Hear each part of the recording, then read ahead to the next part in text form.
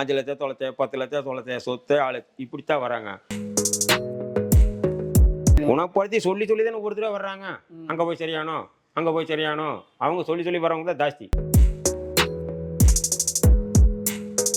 காலே ஆட்ட முடியாத சாமியாரு குதிங்காலே உறிஞ்சி தூக்குறக்க ஆரம்பிச்சு. அப்படி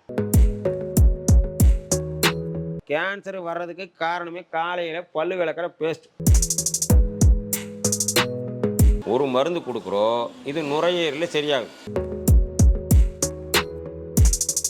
அப்போ அந்த தோல்வியாதி சோரியாசிஸ்காரருக்கு கொடுத்தோம். கொடுத்ததுல என்னாச்சு, 30 வருஷமாக இருந்த தோலில் இருந்த அரிப்பு நின்று போச்சுங்க. அப்போ ஹார்ட்டுக்கே போச்சுன்னா என்ன ஆகுது, ஹார்ட்டு கெட்டியாகிக்குது. நமக்கு பாதுகாப்பு கொடுக்க வேண்டிய வெள்ளை அணுக்களே அளவுக்கு அதிகமாக உற்பத்தி ஆகிறதா கேன்சர். சேர சேர என்ன ஆகும், 4 லிட்டர் அழுத்த ரத்தம் அழுக்காயிடுதுன்னு வச்சுக்கோங்களேன்.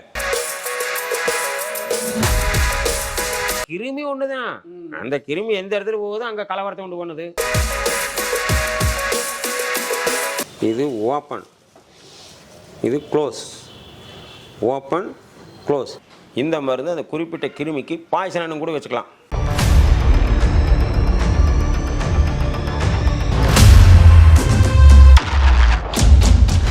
இப்போ நம்ம எங்கே வந்துருக்கோம் பார்த்தீங்கன்னா, ரவிச்சந்திரன் மூலிகை ஆராய்ச்சியாளர் ஐயா தான் பார்க்க வந்திருக்கோம். இவங்க வந்து பார்த்தீங்கன்னா 14 நோய்கள் வந்து ஒரே மருந்தில் வந்து தீர்வு கொடுக்குறாங்க. இதை பற்றி நம்ம ஐயா கிட்ட கொஞ்சம் கேட்டு தெரிஞ்சுப்போம். ஐயா வணக்கம். வணக்கம். நல்லா இருக்குங்களா? நல்லா இருக்கிறேன். ஐயா இப்போ 14 வியாதி இருக்குங்களா, அது வந்து ஒரே மருந்தில் தீர்வு முடியாது. 14 வியாதிக்கும் ஒரு கிருமி தான் காரணம் அப்படிங்கிறது என்னுடைய 12 வருஷ ரிசர்ச். இது நிறைய சேனலில் கொடுத்துருக்குறோம். இந்த ஒரு கிருமி தான், இது எந்த இடத்துல போய் உட்காருதோ அதுக்கு ஒரு பேரை வச்சுட்டாங்க. தோலில் உட்காந்தா ஒரு பேர், எலும்பில் உட்காந்தா ஒரு பேர், கிட்னியில் உட்காந்தா ஒரு பேர். சரிங்களா? இன்னும் சுலகமாக சொன்னால் அம்மா ஒன்று தான். இங்கே வந்தால் மாரியம்மா, வேறு மதத்துக்கு போனால் மேரியம்மா, இன்னொரு மதத்துக்கு போனால் பிபி. சரிங்களா? அது மாதிரி கிருமி ஒன்று தான். இது தோலில் வந்தால் சோரியாசிஸ், எலும்பில் வந்தால் ஆர்த்ரைட்டிஸ், நுரையீரலுக்கு போனால் ஆஸ்மா, கிட்னிக்கு போனால் கிட்னி ஃபெயிலியர், கட்டியானா சிஸ்ட்டு, சின்னதாக இருந்தால் சிஸ்ட்டு, பெருசாக இருந்தால் டியூமரு. ஏற்கனவே இந்த விளக்கத்திலே சொல்லியிருக்கிறோம். சரிங்களா? அதனால் கிருமி ஒன்று தான். இது பார்க்குறதுக்கும் வெள்ளை அணுக்கள் மாதிரி, குணமும் வெள்ளை அணுக்கள் மாதிரி, ஆனால் வெள்ளை அணுக்கள் அல்ல. ஆனால் இந்த ஜூஸை கொடுத்தா இந்த வெள்ளை அணுக்களினுடைய எண்ணிக்கை கம்மியாகுது, நியூட்ரல் ஆகுது. 6000லேருந்து 11,000 இருக்கணுங்கிறாங்க. இங்கே 1 லட்சம் இருக்கிறவங்க வர்றாங்க. சரிங்களா? அது கேன்சர் கிருமின்னு சொல்கிறாங்க. ஆனால் இது கொடுக்கும்போது என்ன ஆகுது, அது எல்லாமே சரியாகி அந்த 11க்கு உள்ளே வந்துடுது. ஒரே ஆளு சரியாகிறாங்க. ஒரே கிருமி ஒன்று தான். அந்த கிருமி எந்த இடத்துல போகுதோ அங்கே கலவரத்தை உண்டு பண்ணுது. கிருமி சாகடிச்சா கலவரம் தீர்ந்து போச்சு.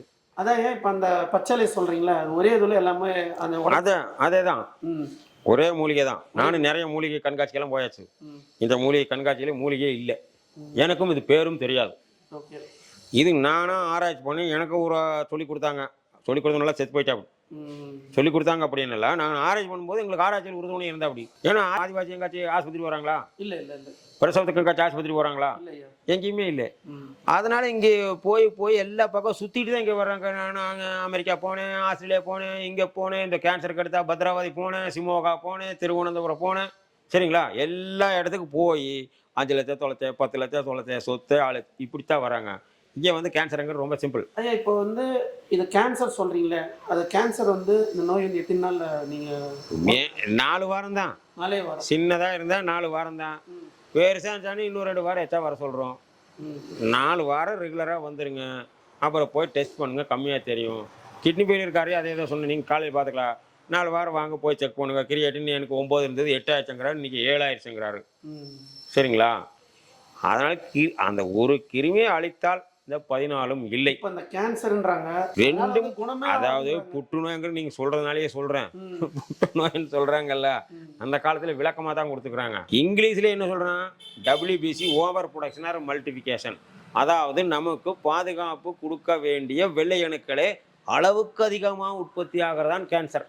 இது இங்கிலீஷ்ல. நீங்க இன்னும் தமிழ்ல எடுத்தீங்கன்னா இப்படி ஒரு காயம் ஆகுது, கத்தியில 2ஆ பொழந்துடுறாங்க.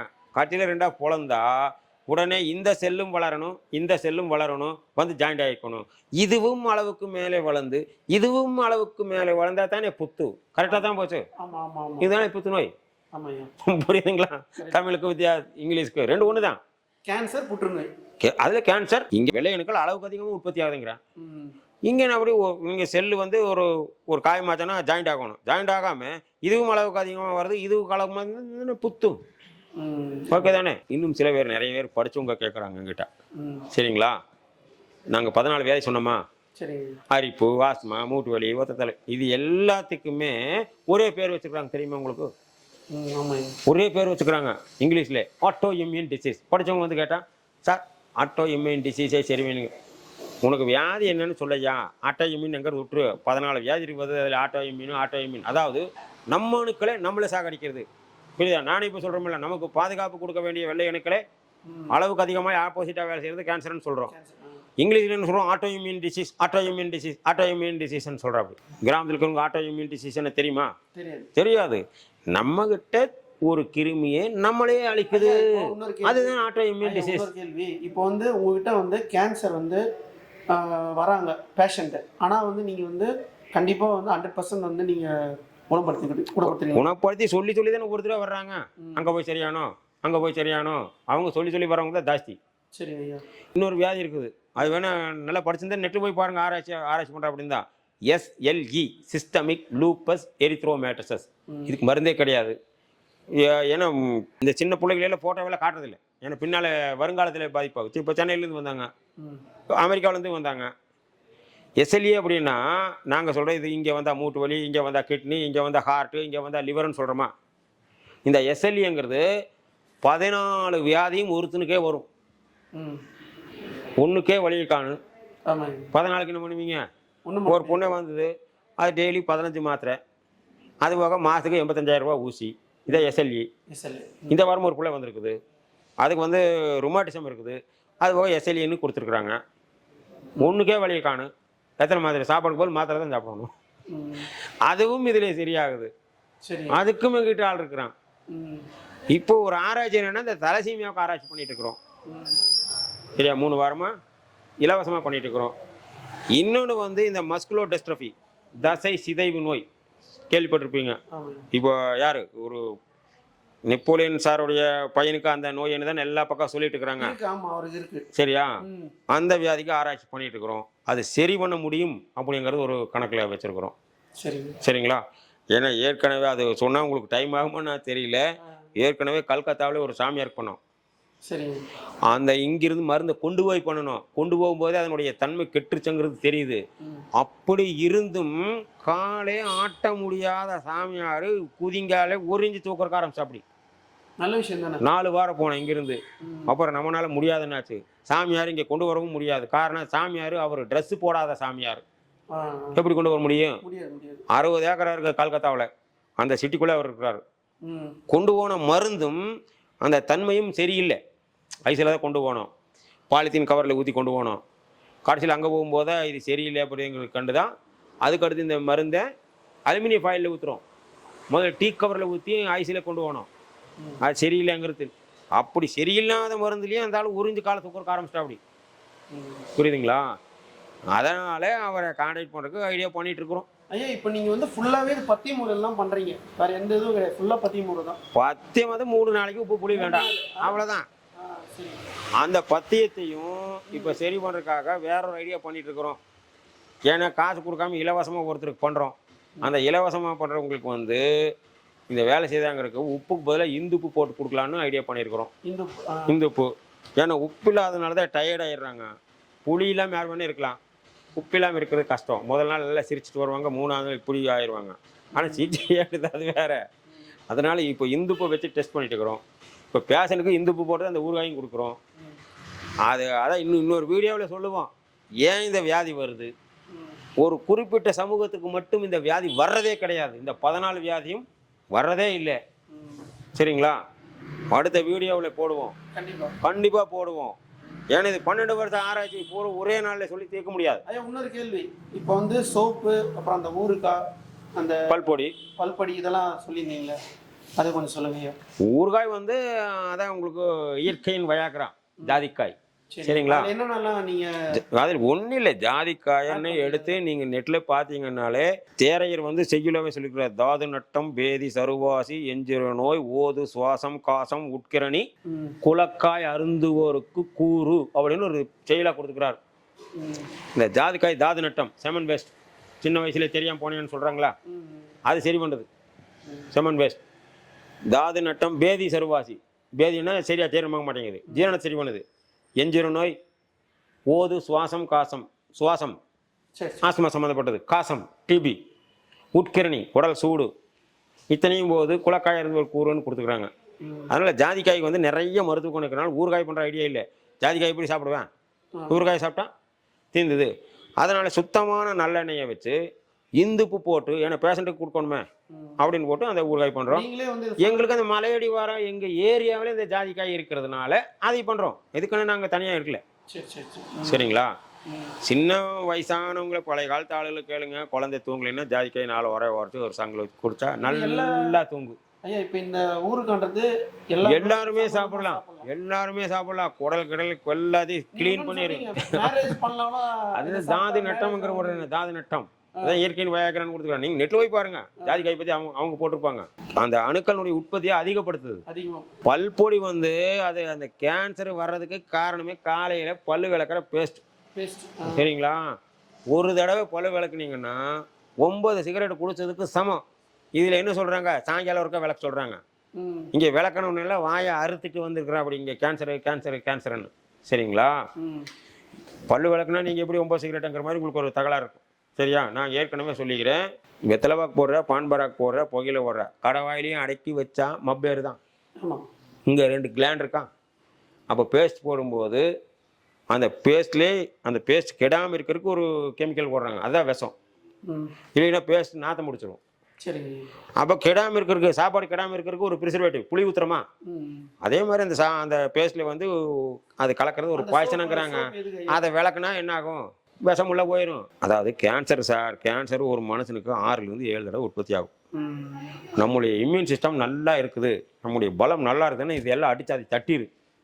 ரத்தம் நம்மளுக்கு கெட்டுச்சுன்னு வச்சுக்கோங்களேன், இதெல்லாம் எகிறக்க ஆரம்பிச்சு. ரத்தம் கெடுக்க என்ன காரணம், சாப்பிட்ற பொருள் தான் காரணம். அதில் முதல் பல்லு விளக்குற பேஸ்ட். சரி, அதுக்கு அடுத்து வெள்ளை சக்கரை. சரிங்களா? அது மாதிரி நிறைய இருக்குது. இப்போ சோப்பை பற்றி சொல்லுங்க. அதை பற்றி சோப்பு வந்து சோப்பு பண்ணுற ஐடியா எங்களுக்கு இல்லை. ஏன் பண்ணினேன்னா, இந்த தோல் வியாதிக்காரருக்கு இந்த ஜூஸை உடம்பு பூரா பூசணும். உடம்பு பூரா பூசணும்னா 1 லிட்டர் ஜூஸ் வேணும். 10 பேர் வந்தாச்சன்னா சோரியாசிஸ்காரருக்கே ஜூஸு சரியாக போச்சு. மற்றவங்களுக்கு எப்படி கொடுக்குறது? அதனால் எனக்கு தெரிஞ்ச ஒருத்தர் ஐடியா கொடுத்தாரு. இந்த மூலிகை வச்சு ஒரு சோப்பாக பண்ணிட்டீங்கன்னா அவன் டெய்லி உடம்புல போடும்போது அந்த மூலிகை ஏறிட்டே இருக்குமா அப்படின்னா அப்படி. அதனால் எதுலையோ ஃபார்முலா வச்சு ஒரு சோப் பண்ணோம். சரி, முதல் தடவை பண்ணும்போது நல்லா இருக்குது, 2வது தடவை பண்ணும்போது சரியாகிறது இல்லை. காரணம் என்னென்னா, முதல் தடவை பண்ணுற ஹீட் ப்ராசஸ், சூடு இத்தனை டிகிரி இது எண்ணெய் சூடு பண்ணணும், அது மாதிரி ஒரு மெத்தட் இருக்குது. அது மாதிரி பண்ணணும். முதல் தடவை நல்லா இருக்குதுங்கிற அப்படி, 2வது தடவை சரியாகலாம். 2வது தடவை என்ன பண்ணுறோம், இந்த சோப்பெல்லாம் வெட்டுறமில்ல, இந்த கோணை மானை அதையெல்லாம் வச்சு மீண்டும் பண்ணும்போது சூடு பண்ணும்போது ஹெர்பல் ஆவியாகி போகுது. 7.5 லட்ச ரூபா அதுக்கு செலவு பண்ணிக்கிறேன். நம்புவீங்களா? 7.5 லட்ச ரூபா இந்த சோப்புக்கு செலவு பண்ணி ஒன்று பண்ண தூங்கவே மாட்டேன். அதான் இந்த இத்தனை ஆராய்ச்சி. தெரியுதுங்களா? கோல்டு ப்ராசஸில் இந்த சோப் பண்ணுறேன். பொம்பளைங்க இட்லி பண்ணுறதுக்கு கூட லேட் ஆகும், அதுக்கு முன்னாடி நான் சோப் பண்ணிடுவேன். சரியா? அப்போது எல்லாருக்கும் முடியாதுன்ட்டு இந்த மூலிகையை எடுத்து கூலிங்கில் ஊற்றி எண்ணெயை கலக்கி சோப்பாக கொடுக்குறோம். சோப்பாக கொடுக்கும்போது அந்த சோப்பு டெய்லியே ஏறிட்டே இருக்குமா இல்லையா? கேன்சர் கிருமி அழிக்குதுன்னு சொல்கிறோமா? நீ இந்த சோப்பு போட்டீங்கன்னா கேன்சரே வராது. ஆன்டி கேன்சர் சோப்புன்னு தான் சொல்லியே வைக்கிறோம். அப்புறம் இந்த பொடுகு மங்கு அது இது, ஒரு பொண்ணு வந்து உங்கள் காலில் விழுகணும் அப்படின்னு, ஏம்மா உங்கள் சோப்பு போட்டதுனால தான் சார். ஏம்மா சோப்பு போட்டுக்க காலில் விழுகிறேன்னு சார், எனக்கு கல்யாணமே ஆகாதுன்னு சொன்னாங்க. பொண்ணு முகம் பூரா கருப்பு தேம்பலாம் ஆகி போச்சுங்க, சோப்பு போட்டு எல்லாமே சரியாகி போச்சு, சுத்தமாக சரியாகி போச்சுங்கிற. அப்புறம் கருப்புள்ளி, இந்த வெண்புள்ளி இதெல்லாம் சரியாகுது. அதனால் இந்த சோப்பு வந்து ஜாஸ்தி. அது 150 ரூபாய்க்கு தான் விற்கும். அது தனியாக வேணும் 500 ரூபாய்க்கு மேலே வரும். ஹெர்பல் கணக்கு போட்டோம்னா ஜாஸ்தி வரும். அது சோப் பண்ணுறதுக்கு என்கிட்ட ஹெர்பல் இல்லை. இது பண்ணும்போது மிச்சமாகுதா, ஒரு 10 சோப் பண்ணிடலாம், 150 ரூபாய்க்கு கொடுக்குறோம். ஒன்று சோப்புக்குன்னு தனியாக ஒரு டாப்பிக்கே இருக்குதுங்க. என்கிட்ட பேசிட்டே சோப்புக்குன்னு ஒரு தனி டாப்பிக்கே இருக்குது. மனுஷன் வந்து டெவலப் ஆகாமல் இருக்கிறதுக்கு சோப்புமே ஒரு காரணம்.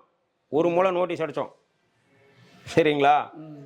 சோப்புனாலே நிறைய பேருக்கு கிரகம் இருக்குதுன்னா கண்டுக்குங்களேன். நீங்கள் நினைக்கலாம் 14 வியாதிக்கும் ஒரே கிருமி தான் எப்படி சொல்கிறீங்க, அதே எப்படி மூட்டு வலிங்கிறது வேறு, கிட்னி ஃபெயிலியருங்கிறது வேறு, கேன்சருங்கிறது வேறு, இது மாதிரி ஹார்ட் பிளாக்குங்கிறது வேறு. 14 வியாதிக்கும் ஒவ்வொன்றும் ஒவ்வொரு பார்ட் வேறு.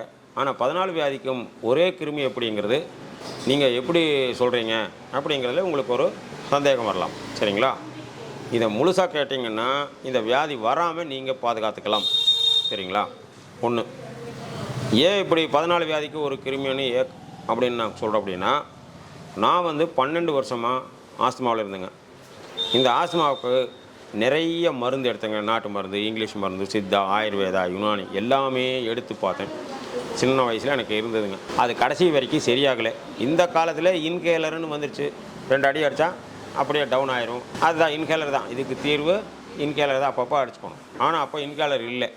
வெடிய இழுத்துட்டு தான் தெரியணும். ஏன்னா சாகவும் மாட்டாங்க இந்த ஆஸ்துமாக்காரன். மேலேயும் கீழேயும் இழுத்துட்டு தான் இருக்கணும் சரியா. அது மாதிரி 12 வருஷம் இருந்தேன். 12 வருஷம் எல்லா வைத்தியம் பார்த்து ஒன்றும் சரியாகலை. அது கடைசியில் தான் நானாக ஒரு முடிவு வந்தேன். இது எப்படி என்ன அப்படிங்கிறத ஒரு ரிசர்ச் பண்ணுங்க. பண்ணும்போது ஆதிவாசி இருக்கிறாங்க மலையில். அந்த ஆதிவாசி எங்காச்சும் வைத்தியத்துக்கு போகிறானா எங்கேயுமே போகிறதில்ல, ஆஸ்பத்திரிக்கே போகிறதில்ல. அவனுக்கு என்ன பண்ணுறாங்க, எந்த மாதிரி பண்ணுறாங்கன்னு அதில் ஒன்று இது பண்ணோம். மீண்டும் பழைய காலத்தில் என்ன பண்ணோம், மீண்டும் அந்த பழைய ஓலைச்சுவடி அது இது கணக்கு கடையில் எல்லாம் ஆராய்ச்சி பண்ணி நானாக ஒரு மூலிகையை கண்டுபிடிச்சேங்க. இந்த மூலிகையை இந்த சாரை காதில் விட்டால் சரியாக போகும் அப்படிங்கிற ஒரு கான்செப்ட் என்னுடைய ஆராய்ச்சி எல்லா இதுலேயும் சுதில்லை. அதனால் என்னென்னா பழைய காலத்தில் நமக்கு சனிக்கிழமை ஆச்சுன்னா குளிப்பாட்டுவாங்க. குளிப்பாட்டிட்டு காதில் எண்ணெய் ஊற்றுவாங்க. பட் இந்த மாடர்ன் மெடிக்கலில் வந்து டாக்டர் எண்ணெய் ஊற்றக்கூடாதுங்கிறாங்க. ஆனால் எண்ணெயும் நம்மக்கிட்ட சுத்தமான எண்ணெய் இல்லை, குருடாயில் தான் இருக்குது, சுத்தமான எண்ணெய் இல்லை. அப்போது காதில் ஊற்றுனா அந்த காலத்தில் ஊற்றுனாங்கல்ல, அப்போ இந்த இத்தனை வியாதி இல்லை. இப்போ காதையும் ஊற்றுறது இல்லை, வியாதியும் ஜாஸ்தியாகி போச்சு. அப்போ காதில் ஊற்றினா சரியாகும் அப்படிங்கிறது நானே ஒரு ஆராய்ச்சி பண்ணி நானாக பண்ணினேங்க. எனக்கு ஆஸ்துமா வெறும் 3 நாள்லேயே சரியாகி போச்சு. இது நம்புற மாதிரி இல்லைன்னு சொல்லுவாங்க. இங்கே வந்து பார்த்தீங்கன்னா தெரியும். 1 மணி நேரத்துலேயே மூச்சு நல்லா விடுவாங்க. ஒன்று எனக்கு ஆஸ்துமா சரியானதுனால இதை வந்து நான் சும்மா பண்ணிகிட்டு இருந்தேங்க. ஆஸ்துமாக்காரங்க சும்மா பண்ணிகிட்டு இருந்தோம், ஃப்ரீயாக பண்ணிகிட்டு இருந்தோம். அந்த ஆஸ்துமா பண்ணிகிட்டு இருக்கும்போதே இது நல்லா இருக்கிறவங்களும் எடுத்துக்கலாம், நல்லா இல்லாதவங்களும் எடுத்துக்கலாம் சரிங்களா. அப்போ இந்த தோல் வியாதிக்காரர் ஒருத்தர் கேட்டாங்க எதுக்கு சரியாகுமான்னு. இது ஒரு சாதாரண ஒரு மூலிகை சாறு தான், இது யார் வேணால் எடுத்துக்கலாம் அப்படின்னு சொல்லி அவங்களுக்கு கொடுத்தோம். ஏன்னா இது என்ன அப்படின்னா இந்த கான்செப்ட் என்னென்னா, இது ரத்தத்தை சுத்தப்படுத்துது, ரத்தத்தில் தேவையில்லாமல் அழிக்குது. ரத்தம் சுத்தம் என்றால் எல்லாமே சுத்தம் சரிங்களா. அந்த கான்செப்ட் தான் வச்சுக்கோங்களேன். அப்போ அந்த தோல்வியாதி சோரியாசிஸ்காரருக்கு கொடுத்தோம். கொடுத்ததில் என்னாச்சு, 30 வருஷமாக இருந்த தோலில் இருந்த அரிப்பு நின்று போச்சுங்க. அது சரியாதான்னு கண்டுபிடிச்சோம். அது கடைசியில் கொஞ்சம் ஃபேமஸாக சும்மா தான் பண்ணிகிட்டு இருந்தோம். அது கடைசியில் மூட்டு வலி சரியாகுமான்னு கேட்டாங்க. நான் சின்ன வயசில் வந்து களரி பழகியிருக்கிறேன். களரின்னா இந்த கேரளாவில் சொல்லுவாங்க ஒரு சண்டை பயிற்சி, அதாவது தற்காப்பு கலை. ஒருத்தர் அடித்தா என்ன பண்ணுறது, திருப்பி அடிக்கிற என்ன பண்ணுறது, கை மூட்டு கலண்டா என்ன பண்ணுறது, ஜாயிண்ட் கலண்டா என்ன பண்ணுறது அப்படிங்கிற மாதிரி. அதனால் அது தெரிகிற மாதிரி மூட்டு வலிக்காருக்கு சரி வாங்க வந்து பண்ணுங்கள், இந்த மூட்டில் நான் கொஞ்சம் மசாஜ் பண்ணி விடுவேன், கொஞ்சம் ஃப்ரீயாக இருக்கும் அப்படிங்கிற மாதிரி அது பண்ணோம். அது பண்ணி அந்த மூட்டு வலிக்கார கொடுத்ததில் என்னாச்சு, ருமாட்டிசமே சரியாகி போச்சுங்க. ருமாட்டிசம்ங்கிறது எங்களுக்கு முதல்ல தெரியாது சரிங்களா. சரி, முடக்குவாதம், ஆமைவாதம், ருமாட்டாய்டு ஆர்த்ரைட்டிஸ்னு சொல்லுவாங்க. அது சரியாதுன்னு கண்டுபிடிச்சோம். அப்போ சோரியாசிஸ் இது தோல், ஆஸ்துமா நுரையீரல், மூட்டு வலி இது எலும்பு, இந்த 3க்குமே இது சரியாயிட்டு இருந்தது. அப்போ தான் வந்து ஒருத்தர் இது ஒரு பெரிய அமௌண்ட்டுக்கு கேட்டாங்க. இந்த ஃபார்முலாவை கோடிக்கணக்கில் கேட்டாங்கன்னு வச்சுக்கோங்களேன். நான் சும்மா பண்ணிகிட்டு இருக்கிறதே கோடிக்கணக்கில் காசு தரேன்னா உங்களுக்கு சந்தேகமாக தானே இருக்கும். அதனால் என்னடா நம்ம சும்மா பண்ணுறது இப்படி கோடியில் கேட்குறாங்களே அப்படிங்கிறது அவங்க கேட்டதுனால தான் நான் ஆராய்ச்சி பண்ணுறக்க ஆரம்பித்தேன். என்ன அப்படின்னா, ஒரு மருந்து கொடுக்குறோம், இது நுரையீரலில் சரியாகுது, ஒரு மூட்டு வலி சரியாகுது, ஒரு தோல்வியாதி சரியாகுது. ஒரே மூலிகை எப்படி 3க்கும் சரியாகும் அப்படிங்கிறனால யாஹூலேயும் கூகுள்லேயும் அலர்ட் கொடுத்தேன். சோரியாசிஸ், ஆர்த்ரைட்டிஸ், ஆஸ்துமா அதை பற்றி என்னுடைய ஆராய்ச்சி பற்றி ஒரு கொடுத்தோம். டெய்லி 100 மெயிலுக்கு மேலே வந்துட்டு இருந்ததுங்க. சோரியாசிஸுக்கும் ஆர்த்ரைட்டிஸுக்கும் சம்மந்தம் இருக்கிறது, அதான் சோரியாட்டிக் ஆர்த்ரைட்டிஸ், ஆஸ்துமாக்குன்னு இருக்குது, கிட்னி ஃபெயிலியருக்கு இருக்குது, அப்படி பார்த்தீங்கன்னா 14 வியாதிக்கும் ஒரு லிங்க் இருக்குதுங்கிறது அந்த ஒவ்வொரு மெயிலில் பார்த்து கண்டுபிடிச்சோம். சரிங்களா?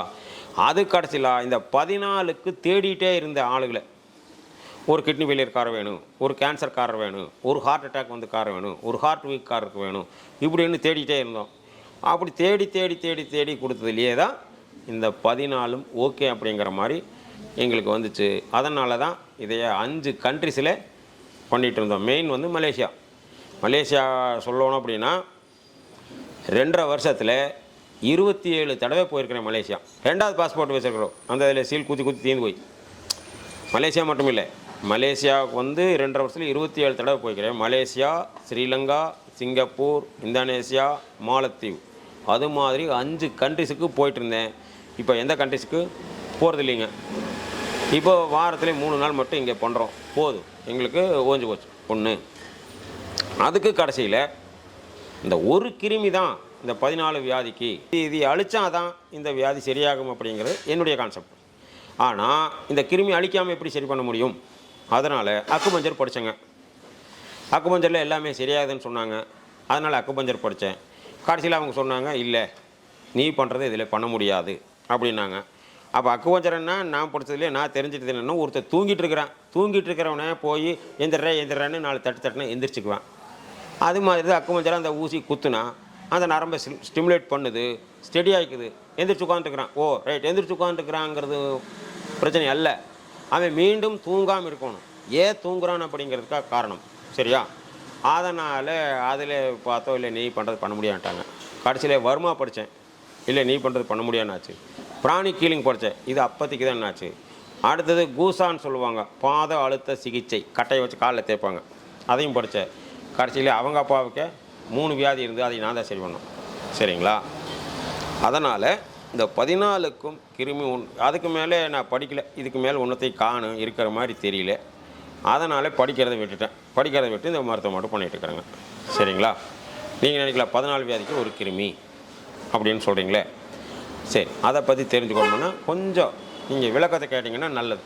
கேட்டிங்கன்னா, ஏன்னா இந்த விளக்கம் என்னென்னா, மற்றவங்க மாதிரி நீங்கள் ஆவாரை தின்னா சக்கரை வியாதி இல்லை, தூதுவளை தின்னா ஆஸ்துமா இல்லை, ஆடாதோடைய முறுக்கு அறுத்தான் சொன்னால் மூடக்கு அறுத்தான், இதே மாதிரி நீங்கள் நிறைய சேனலில் பார்த்துருக்கலாம், டிவியில் பார்த்துருக்கலாம், நிறைய நாட்டு வைத்தியர் சொல்லியிருக்கலாம். சரிங்களா? ஆவாரை டீ கொடுத்தா சக்கரை வியாதி போகும்போன்னா ஊருக்குள்ளே எத்தனை பேர் இருக்கிறான் சக்கரை வியாதிக்கார, சரியாகாது. காரணம் கிருமி ஒன்று தான். அதை பற்றி தான் சொல்ல வரோம். இந்த விளக்கம் வந்து உங்களுக்கு லாங்காக தெரியல, போர் அடிக்கிற மாதிரி தெரியல. ஆனால் இது கேட்கலைன்னா உங்களுக்கு தான் லாஸ். சரிங்களா? இதை கேட்டிங்கன்னா அடுத்த தலைமுறைக்கு நீங்கள் வராமல் பார்த்துக்கலாம். சரிங்களா?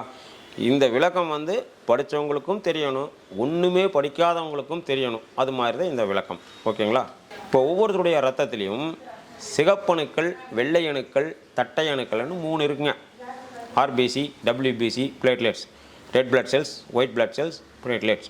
ஏன்னா நீங்கள் மருத்துவரை கேட்டு பார்க்கலாம், இவர் சொல்கிறது கரெக்டானு கேட்டு பார்க்கலாம். சரிங்களா? இந்த சிகப்பணுக்கள் இருந்தால் தான் நமக்கு பலம். சிகப்பணுக்கள் கம்மியாயிடுச்சுன்னு வச்சுக்கோங்களேன், முகமெல்லாம் வெளுத்து போயிடும். கிராமத்தில் என்ன சொல்லுவாங்க அப்படின்னா, காமலை பிடிச்ச நாட்டம் இருக்கிறான்னு சொல்லுவாங்க, முகமெல்லாம் வெளுத்தாச்சான்னா. சரிங்களா? ஒன்று. அதே பேஷண்ட்டை போய் நீங்கள் ஒரு நாட்டு வைத்தியர்கிட்ட போனீங்கன்னு வச்சுங்களேன், ஹோமியோ, சித்தா, ஆயுர்வேதா, யுனானி இதில் போனீங்கன்னா இந்த முகமெல்லாம் வெளுத்து இப்படின்னு சொன்னால் என்ன சொல்லுவாங்க, இரத்த சோகை அப்படின்னுவாங்க. 2. அதே நீங்கள் ஆங்கில மருத்துவர்கிட்ட போனீங்கன்னா அவர் என்ன சொல்வார், உங்களுக்கு அனிமியான்னு சொல்லுவாங்க. 3 ஒன்று தான். ஆக மொத்தம் ரத்தம் இல்லை. அப்போ இந்த சிகப்பணுக்கள் இருந்தால் தான் நமக்கு பலம். சரிங்களா? சிகப்பணுக்கள் இல்லைன்னா பலம் கம்மி. 1. அதுக்கு அடுத்தது வெள்ளை அணுக்கள்னு சொல்லுவாங்க. இந்த வெள்ளை அணுக்களை கேட்டிங்கன்னா, நல்லா படித்தவங்களை கேட்டிங்கன்னா ஆன்டிபயாட்டிக் அப்படிம்பாங்க. நமக்கு ஏதாவது புரியுமா? ஒன்றும் புரியாது. இன்னும் கொஞ்சம் கம்மியாக படித்தவங்களை கேட்டிங்கன்னா என்ன சொல்லுவாங்க, எதிர்ப்பு சக்தியும்பாங்க. அதுவும் புரியாது. என்ன எதிர்ப்பு சக்தின்னு யாருக்கு புரியும்? ஒன்றும் புரியாது. சரிங்களா? வெள்ளை அணுக்கள் அப்படிங்கிறது என்ன அப்படின்னா, நம்ம உடம்பில் இருக்கக்கூடிய போர் வீரர்கள், அப்படி சொன்னால் தான் புரியும். நம்ம உடம்பில் இருக்கக்கூடிய போர் வீரர்கள், ஏதாவது ஒரு கிருமி நம்ம உடம்புக்குள்ளே பூந்துச்சுன்னா உடனே இந்த வெள்ளை அணுக்கள் எல்லாம் படையெடுத்து வந்து அந்த கிருமியை அழிச்சிடும். சரிங்களா? கடவுள் அது மாதிரி நமக்கு பலத்துக்கு சிகப்பணுக்களும் பாதுகாப்புக்கு வெள்ளை அணுக்களும் படைச்சிக்கிறார். சரிங்களா? இந்த வெள்ளை அணுக்கள் போர் வீரர்கள் என்ன சொன்னால் உங்களுக்கு கொஞ்சம் புரியுறது தகராறாக இருக்கும், எல்லாருக்குமே புரியாது. சரிங்களா? எப்படின்னா ஏன்னா எல்லாத்துக்கும் விளக்கம் சொல்லி தான் கொடுக்குறோம், அதனால தான் இது கொஞ்சம் லாங்காக இருக்கும். சரிங்களா? கேட்டிங்கன்னா உங்களுக்கு தான் நல்லது, நீங்கள் 4 பேர்த்துக்கு சொல்லலாம். சரிங்களா? இப்போ நம்ம கையிலையோ கால்லையோ ஒரு காயமாகுது, முதல் நாள் ரத்தம் வருது, 4ஆவது நாள் சீ பிடிக்குது. சரிங்களா? ஏன் சீ பிடிக்குது தெரியாது. டாக்டர்கிட்ட போனீங்கன்னு என்ன சொல்லுவாங்க, இன்ஃபெக்ஷன் அப்படின்ட்டுருவாங்க. அதுக்கு நமக்கு ஒன்று புரிய என்னமோ இன்ஃபெக்ஷன். ஆமாம், ஓகேங்களா? சரி, இப்போ காலில் ஒரு சொட்டு ரத்தம் வந்தால் உடனே வந்து ஒரு ஈ உட்காருதுங்களா? ஈ உட்காருதா நம்ம கண்ணுக்கு தெரியும். ஆனால் இதை சுற்றி கண்ணுக்கு தெரியாத கிருமிகள் கோடிக்கணக்கில் இருக்குது. கண்ணுக்கு தெரியாத கிருமிகள். அதுக்கும் ஒரு உதாரணம் சொல்கிறோம். சினிமா தியேட்டர் போகிறோம், படம் பார்க்குறோம். படம் பார்க்கும்போது கொஞ்சம் போர் அடிச்சோன்னா இப்போ நெளிஞ்சிட்டு மேலே பார்க்குறோம். மேலே பார்த்தீங்கன்னா அந்த பிக்சர் ரூமில் இருந்து திரைக்கு அடிக்கிறாங்கல்ல அந்த வெளிச்சம், அந்த வெளிச்சத்தில் தூள் தூளாக கருப்பா சிகப்பா வெள்ளை வெள்ளையா புகையா தெரியும். சரியா? இந்த டஸ்ட்டு, அந்த டஸ்ட்டு தான், அந்த டஸ்ட்டு மாதிரி தான் இந்த கண்ணுக்கு தெரியாத கிருமிகள். இப்போ புரியுதுங்களா? கண்ணுக்கு தெரியாத கிருமிகள்னு சொல்லி. சரி, ஒரு ஈ உட்காந்தா நம்ம கண்ணுக்கு தெரியுது, இந்த கண்ணுக்கு தெரியாத கிருமி உட்காந்தா நம்மளுக்கு தெரியுமா? தெரியாது. சரிங்களா? இந்த ரத்தத்தினுடைய வாடை அதுக்கு தெரியும், நம்மளுக்கு தெரியாது. உதாரணம் என்னென்னா, இப்போ முஸ்லீம் தெருவில் போகிறோம், ஒரு வெள்ளிக்கிழமை வாக்கில் போகிறோம், யாரோ ஒருத்தர் வீட்டில் பிரியாணி பண்ணுவாங்க, அந்த வீதி போகிற பிரியாணி வாசம் அடிக்குதுங்களா? அது மாதிரி நீங்கள் இந்த புண்ணை ஓப்பன் பண்ணி வச்சிங்கன்னா 20 அடிக்கு இருக்கிற இந்த கண்ணுக்கு தெரியாத கிருமிக்கு அந்த வாடை அடிக்கும். உடனே அதுக்கெல்லாம் வந்து அந்த புண்ணை வந்து சாப்பிட்றக்க ஆரம்பிக்கிறது எல்லாமே குடும்பம் நடத்துக்கார முட்டை வைக்கிறக்க ஆரம்பிச்சிடும். மனுஷன் வந்து ஒரு தடவை ஒரு குழந்தை தான் பெற்றுக்க முடியும், 2 குழந்தை தான் பெற்றுக்க முடியும். ஆனால் கொசு 1,00,000 முட்டை வைக்கும். சரியா? அப்போ அந்த கண்ணுக்கு தெரியாத கிருமிகள் அங்கே எல்லாம் முட்டை வச்சு எல்லாம் சாப்பிடும்போது உடனே நம்ம உடம்புல இருக்கக்கூடிய போர்வைகள் சொன்னோமா, இந்த வெள்ளையணுக்கள் என்ன பண்ணுது, வந்து எல்லாம் ஒடியாக வந்து இங்கே இந்த புண்ணுக்கிட்ட வந்து யாரா உள்ளே வர்ற அப்படின்னு அந்த சாப்பிட வந்த அந்த கெட்ட கிருமிகளை பூரா, கண்ணுக்கு தெரியாத கிருமிகளை பூரா அழிச்சிருது. சண்டை பிடிச்சி அழித்து சாகடிச்சிருது. அந்த சாகடிக்கும் போது இந்த செத்துப்போன கிருமி தான் அந்த புண்ணில் சீயாக வர்றது. அதான் கெட்ட வாடை அடிக்கி செத்துப்போன கிருமி. இப்போ புரியுதுங்களா? வெள்ளை அணுக்கள் அப்படிங்கிறது நம்ம உடம்புல இருக்கக்கூடிய போர்வீரர்கள். புரிஞ்சுதுங்களா? பலத்துக்கு சிகப்பணுக்களும் பாதுகாப்புக்கு வெள்ளை அணுக்களும். ஓகேங்களா? இதையும் ஒரு அளவு கொடுத்துருக்குறாங்க. அளவுக்கு மிஞ்சினால் அமிர்தமும் நஞ்சு அப்படிங்கிற மாதிரி. பலத்துக்கு 10 சிகப்பணுக்களும் பாதுகாப்புக்கு 10 வெள்ளையணுக்களும் இருந்தால் நமக்கு எந்த வியாதியும் இல்லை. சரிங்களா? ஆனால் இந்த கேன்சரை பொறுத்தளவில் என்ன சொல்கிறாங்க அப்படின்னா, நமக்கு பாதுகாப்பு கொடுக்க வேண்டிய வெள்ளையணுக்களே அளவுக்கு அதிகமாக உற்பத்தி ஆகிறதா கேன்சர் அப்படிங்கிறாங்க. இந்த கேன்சரை பொறுத்தளவில் என்ன சொல்கிறாங்க, நமக்கு பாதுகாப்பு கொடுக்க வேண்டிய வெள்ளையணுக்கள், சரிங்களா, சோல்ஜர்ஸ்ன்னு சொல்கிறோம், அந்த வெள்ளையணுக்களே அளவுக்கு அதிகமாக உற்பத்தியாகி இருக்கிற சிகப்பணுக்களை சாப்பிடுது. அதனால தான் ஆள் டல்லாயிடுறாங்க, ரத்தம் இல்லைங்கிறாங்க. சரிங்களா?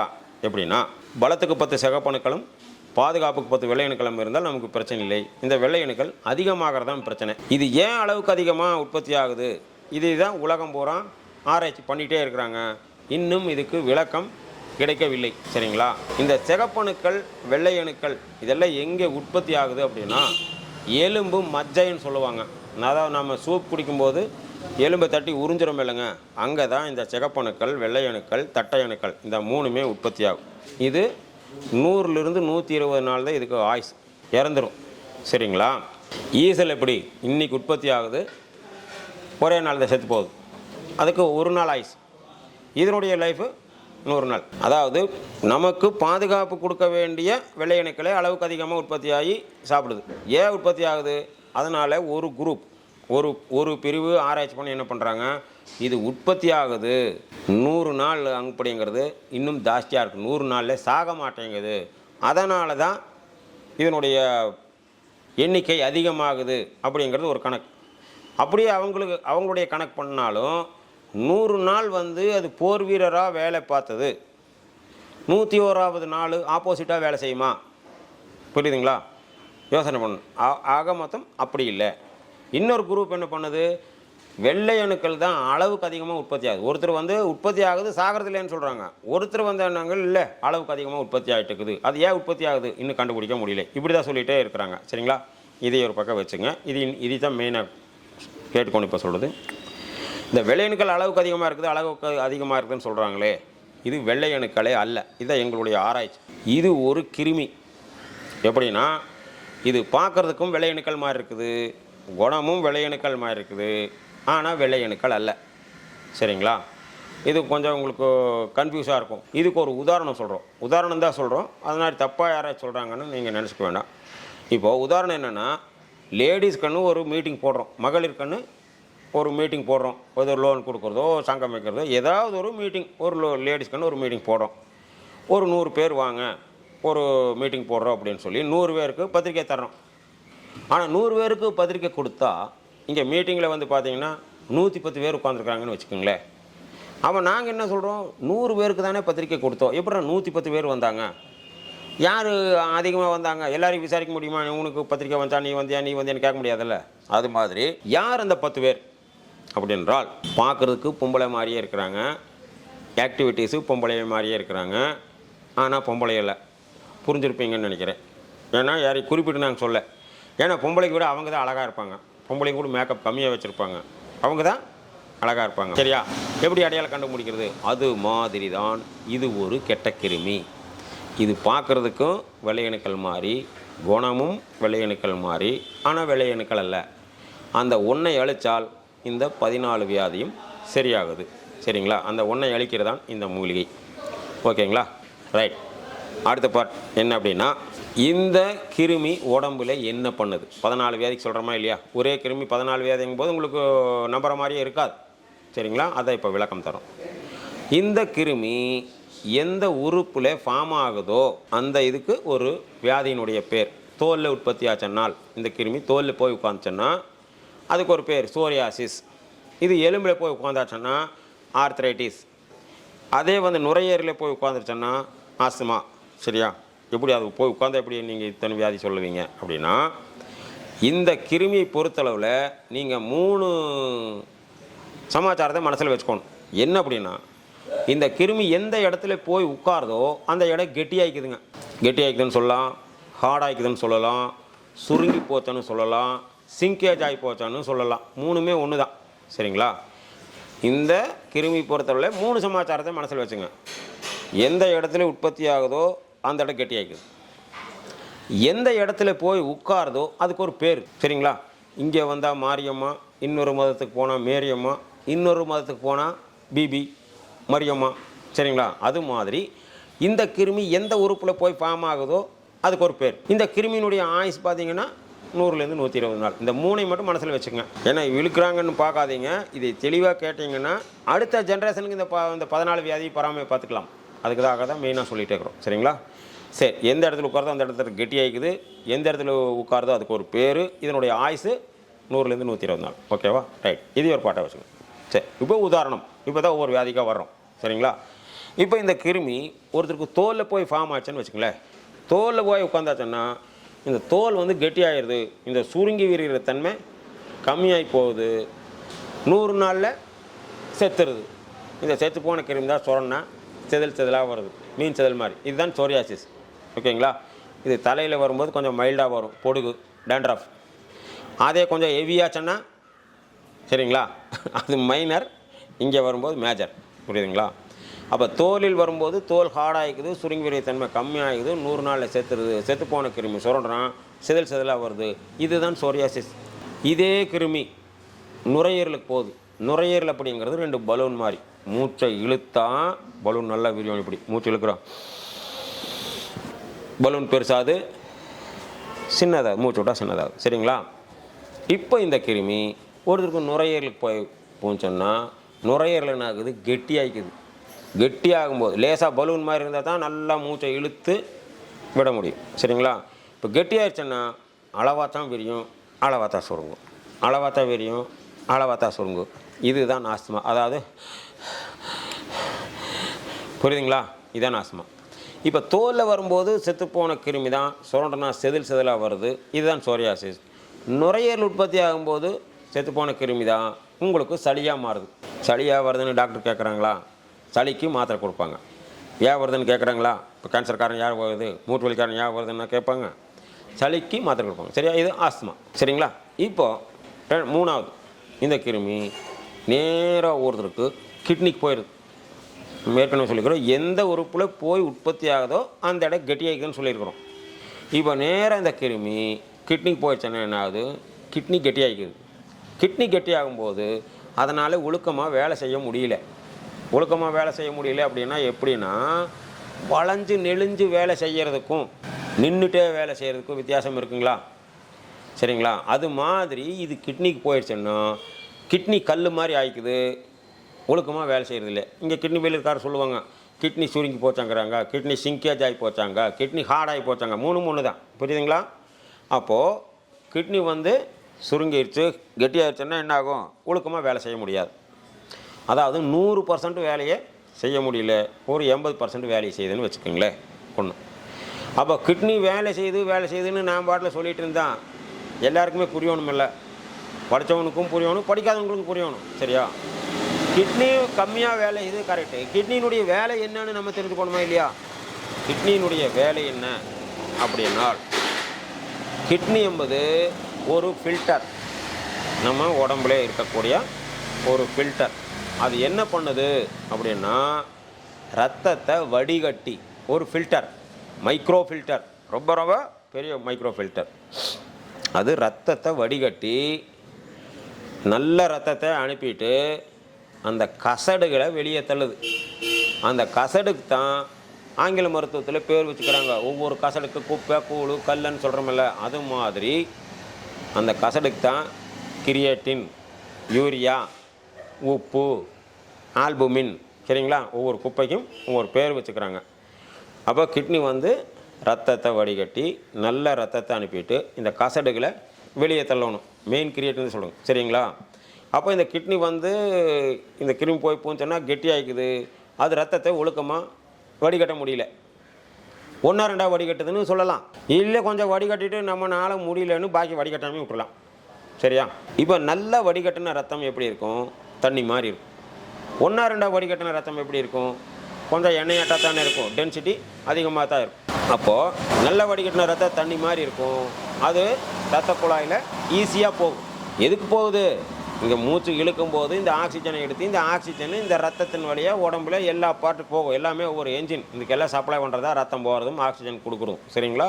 அப்போ நல்லா சுத்தப்படுத்தின ரத்தம் தண்ணி மாதிரி இருக்கும். 1-2 சுத்தப்படுத்தின ரத்தம் எப்படி இருக்கும்? கொஞ்சம் எண்ணெயாட்டாக தான் இருக்கும். தண்ணி மாதிரி இருந்தால் ஈஸியாக போகும். எண்ணெயாட்டாக இருந்தால் மெதுவாக தானே போகும். மெதுவாக போனால் இந்த பார்ட்டுக்கெல்லாம் ஆக்சிஜன் கிடைக்காது. ஆக்சிஜன் கிடைக்கலன்னா ஒவ்வொரு உறுப்பாக செயலிழந்துடும். அப்போ எல்லாருக்கும் தலைவர் யார்? பிரெயின் தானே. பிரெயின் தானே தலைவர். ஒருத்தனை அடிக்கணும் பண்ணாலும் ஓங்கி ஆடுறானா தான் கை ஓங்கி வரும். மெதுவாடினா மெதுவாக வாடி, தொட்டு கொடுக்கணும் தொட்டு கொடு. சரிங்களா? இப்போ மூளை என்ன பண்ணுது? தலைவர் என்ன பண்ணுது? ஹார்ட்டுக்கிட்ட சொல்லுது, இந்த மாதிரி கிட்னினால் ஒழுக்கமாக ரத்தத்தை வடிகட்ட முடியல, அவங்களுக்கு ஏதோ வியாதி வந்துருச்சு, ரத்தத்தை கெட்டியாகவே அனுப்பிட்டுருக்குறா. அப்படி நீ வாட்டில் இப்படி சுலோவாக ரத்தத்தை அனுப்பிட்டு இருந்தா நம்ம எல்லாம் போயிடுவோம்.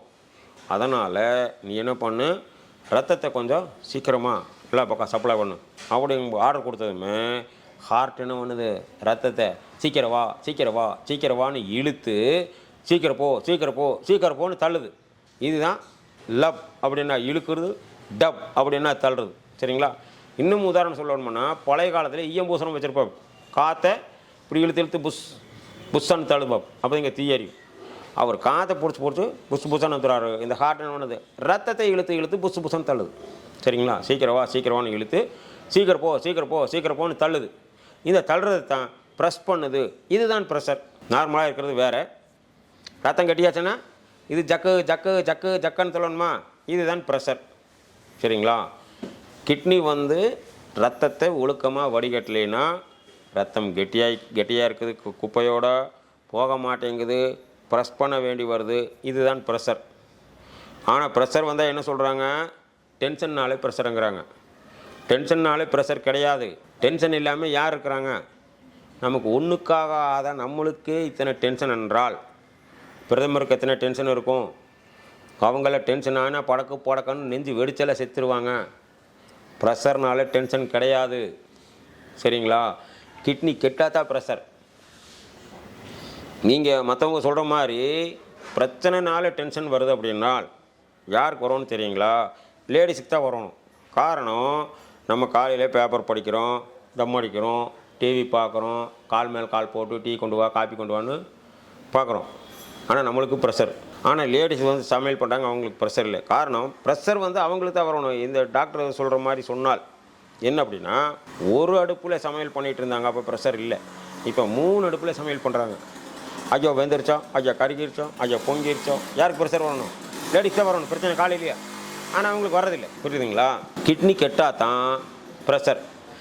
நீங்கள் யாரோ ஆச்சியை சரிங்களா? நான் நிறைய பேர் கேட்டேன், இன்னும் யாருமே சொல்லலை. ஒரு கிட்னி ஃபெயிலியர் டயாலிசிஸ் பண்ணிகிட்ருக்குறாங்கன்னு வச்சுக்கோங்களேன்.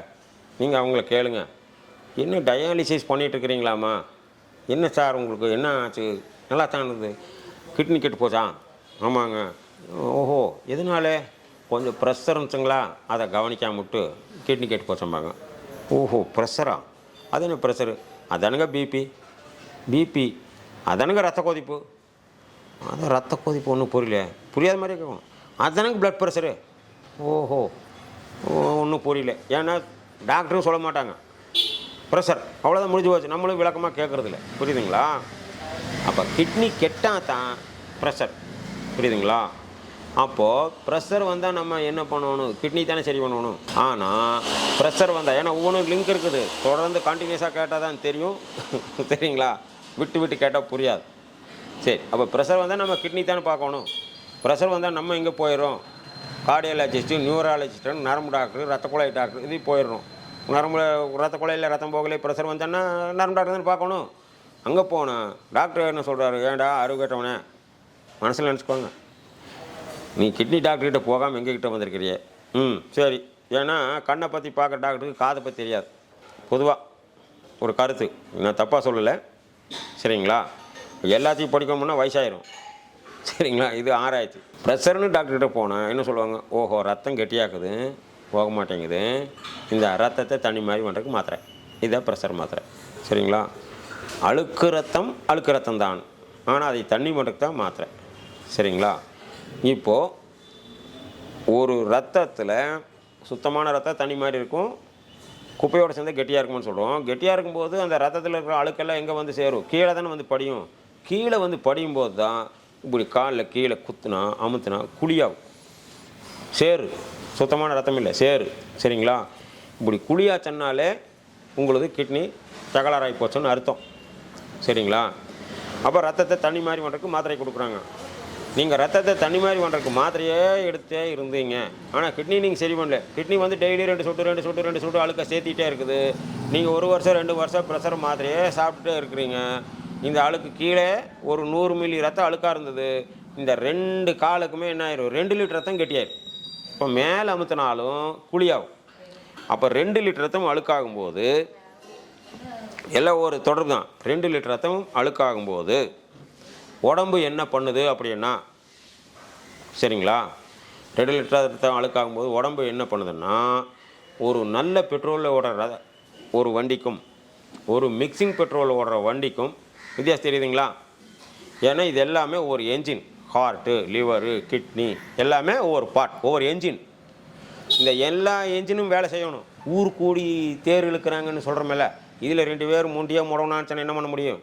சரிதுங்களா? அது மாதிரி இந்த ரத்தம் 2 லிட்டர் ரத்தம் குப்பையோடு இருக்கும்போது இந்த இன்ஜினுக்கு ஒவ்வொன்று தகராறாகுமா இல்லையா? அப்போ தகராறாகும்போது தான் என்ன சொல்லுவாங்க? எடுத்ததுமே நடந்தால் மூச்சு வாங்குதாம்பாங்க. ஓ, அந்த இன்ஜின் கெட்டு போச்சா, இந்த அது கொஞ்சம் மாத்திரை வச்சுக்கோ. படுத்தா தூக்கம் வர மாட்டேங்குது, ஏன்னா பெட்ரோல் தான் இங்கே தகராறு. புரியுதுங்களா? பிளட்டு தான் தகராறு. படுத்தா தூக்கம் வர மாட்டேங்குது, ஓ அது கொஞ்சம் மாத்திரை வச்சுக்கோ.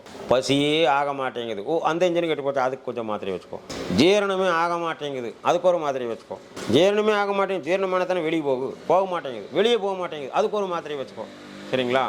அப்போ ஒரே ஒரு ப்ரெஷர் மாத்திரை வாங்கிட்டு இருந்த ஆள் என்ன பண்ணுறா? அப்படி கேரி பேக்கில் வாங்குறக்கு ஆரம்பிச்சிடுமா? சாப்பாட்டுக்கு பதிலாக மாத்திரையே தான். புரியுதுங்களா? அப்போது ஏற்கனவே உங்களுக்கு 2 லிட்டர் ரத்தம் இங்கே கெட்டு கிடக்குது. இத்தனை மருந்து சாப்பிடும்போது இன்னும் கொஞ்சம் இந்த மாத்திரைகள் இருக்கிற ஆளுக்கெல்லாம் அதுக்கு போகுமா இல்லையா? ஏன்னா மாத்திரை அளந்தா தர முடியும். புரியுதுங்களா? ஒரு நாட்டு வைத்தியர்கிட்ட போனால் ஆடா சளியாக இந்த தூது வேலை இந்த 2 ஸ்பூன் சாப்பிடுன்னு கொடுக்கலாம், ஒரு 1.5 ஸ்பூன் சாப்பிடுன்னு கொடுக்கலாம். ஆனால் மாத்திரையில் அப்படி பண்ண முடியாது. ஒன்று 50 mg இருக்குது, இல்லை அதை விட்டு 500 mg இருக்கும். சரியா? 50 mg கொடுத்தா உனக்கு பத்தாது, 500 mg கொடுத்தா உனக்கு ஜாஸ்தி. அப்போது உங்களுக்கு தேவைக்கு போக மிச்சம் இருக்கிற மருந்து எங்கே போகும்? ரத்தத்துக்கு தானே போகும். ஏற்கனவே 2 லிட்டர் கிடக்குது. இந்த 10 மாத்திரை சாப்பிடும்போது அதுவும் போய் சேர்ந்துக்கும். சேர சேர என்னாகும்? 4 லிட்டர் அழுத்த ரத்தம் அழுக்காயிடுதுன்னு வச்சுக்கோங்களேன். அப்போ கையை அமுத்தினா குழியாகும். எந்த பக்கம் அமுத்தினா குழியாகும்? முகத்தை பார்த்தீங்கன்னா பொதுன்னு தெரியும். அதாவது லேடிஸ் பாஷையில் சொல்லணும்னா அரிசி மாவு உளுந்து மாவுன்னு சொல்கிறோமில்ல, அரிசி மாவு கொஞ்சம் கட்டியாக இருக்கும், உளுந்து மாவு எப்படி பொதன்னு இருக்கும். முகத்தை பார்த்தாலே தெரியும், ஓ இந்த ஆளுக்கு கிட்னி தகராறு. சரிங்களா? நம்ம உடம்புல இருக்கிறதே 4லேருந்து 6 லிட்டர் தான். இதில் 4 லிட்டரும் கட்டி போச்சான்னு வச்சுக்கோங்களேன், எல்லா இன்ஜினும் ஸ்டக்காக இருக்க ஆரம்பிச்சிருமா? அப்போ தான் என்ன பண்ணுறாங்க, அழுக்கு நிறைய சேர்ந்துருச்சு, என்னடா கிட்னினால் ஒன்றும் பண்ண முடியல, டயாலிசிஸ். சரிங்களா? டயாலிசிஸுக்கு போனால் மிஷின் என்ன சொல்லுது, கிட்னிக்கிட்ட நீ பேசாமல் இருன்ற வழியை நான் பார்த்துக்கிறேங்க. அது சுத்தப்படுத்திடுது. சரிங்களா? முதலெல்லாம் என்ன சொன்னாங்க, ஒரு மாதத்துக்கு ஒருக்கா வந்து ஒரு டயாலிசிஸ் பண்ணிட்டு போங்க. நாங்கள் இங்கே அவங்க கோடிக்கணக்கில் மிஷினை போட்டுட்டு நீ மாதத்துக்கு ஒருக்கா டயாலிசிஸ் பண்ணணுன்னா போட்ட காசு எப்படி எடுக்க முடியும்? ரெண்டாவது மிஷினும் ஓட்டாமையே வச்சா துருப்பேறி போகுமா இல்லையா? ரெண்டாவது இந்த மிஷினுக்குன்னு ஒரு ஆள் போட்டுக்கிற அவனுக்கு சம்பளம் கொடுக்கணுமா இல்லையா? நீங்கள் மாதத்துக்கு ஒருக்கா டயாலிசிஸ் பண்ணிவிட்டு என்ன பண்ணுறது? அதனால் என்ன சொன்னாங்க, 10 நாளைக்கு ஒருக்கா வந்து டயாலிசிஸ் பண்ணிட்டு போக சொன்னாங்க. இப்போ அதுவும் இல்லை. எடுத்ததுமே வாரத்தில் 2 டயாலிசிஸ்ன்னு சொல்கிறாங்க. நல்லா யோசனை பண்ணி பாருங்கள், தெரியும். சரிங்களா? வாரத்தில் 2 நாள் டயாலிசிஸ் பண்ண சொல்கிறாங்க. இப்போ முதல்ல ஒரு டயாலிசிஸ் பண்ணுறீங்க, ரத்தத்தில் இருக்கிற கழிவுகள்லாம் போயிடுச்சு, கிட்னிக்கு கொஞ்சம் வேலை கம்மி. 100 கிலோ தூக்குறவன் 500 கிலோ தூக்க சொன்னால் என்ன பண்ணுவா?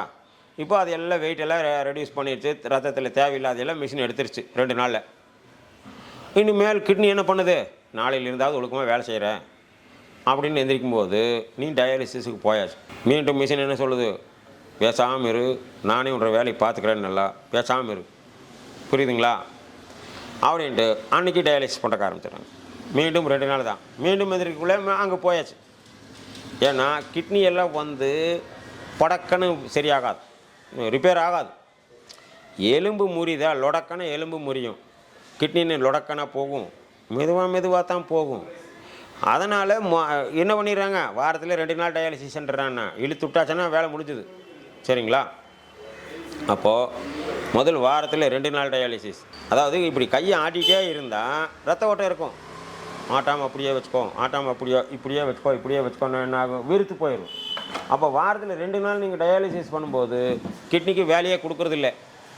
அப்போ என்ன ஆகும், அந்த கிட்னி ஸ்டக் ஆயிடும், சுத்தமாக ஸ்டக் ஆயிடும், யூரினே வராது. அப்புறம் 2 நாளைக்கு சொன்னவங்க என்ன சொல்லுவாங்க, 1 நாள் எடுத்துக்கணும்பாங்க. அப்புறம் டெய்லி பண்ணிக்கன்னு சொல்லுவாங்க. அது கடைசியிலே தூக்கிட்டு போட்டுருவாங்க. புரியுதுங்களா?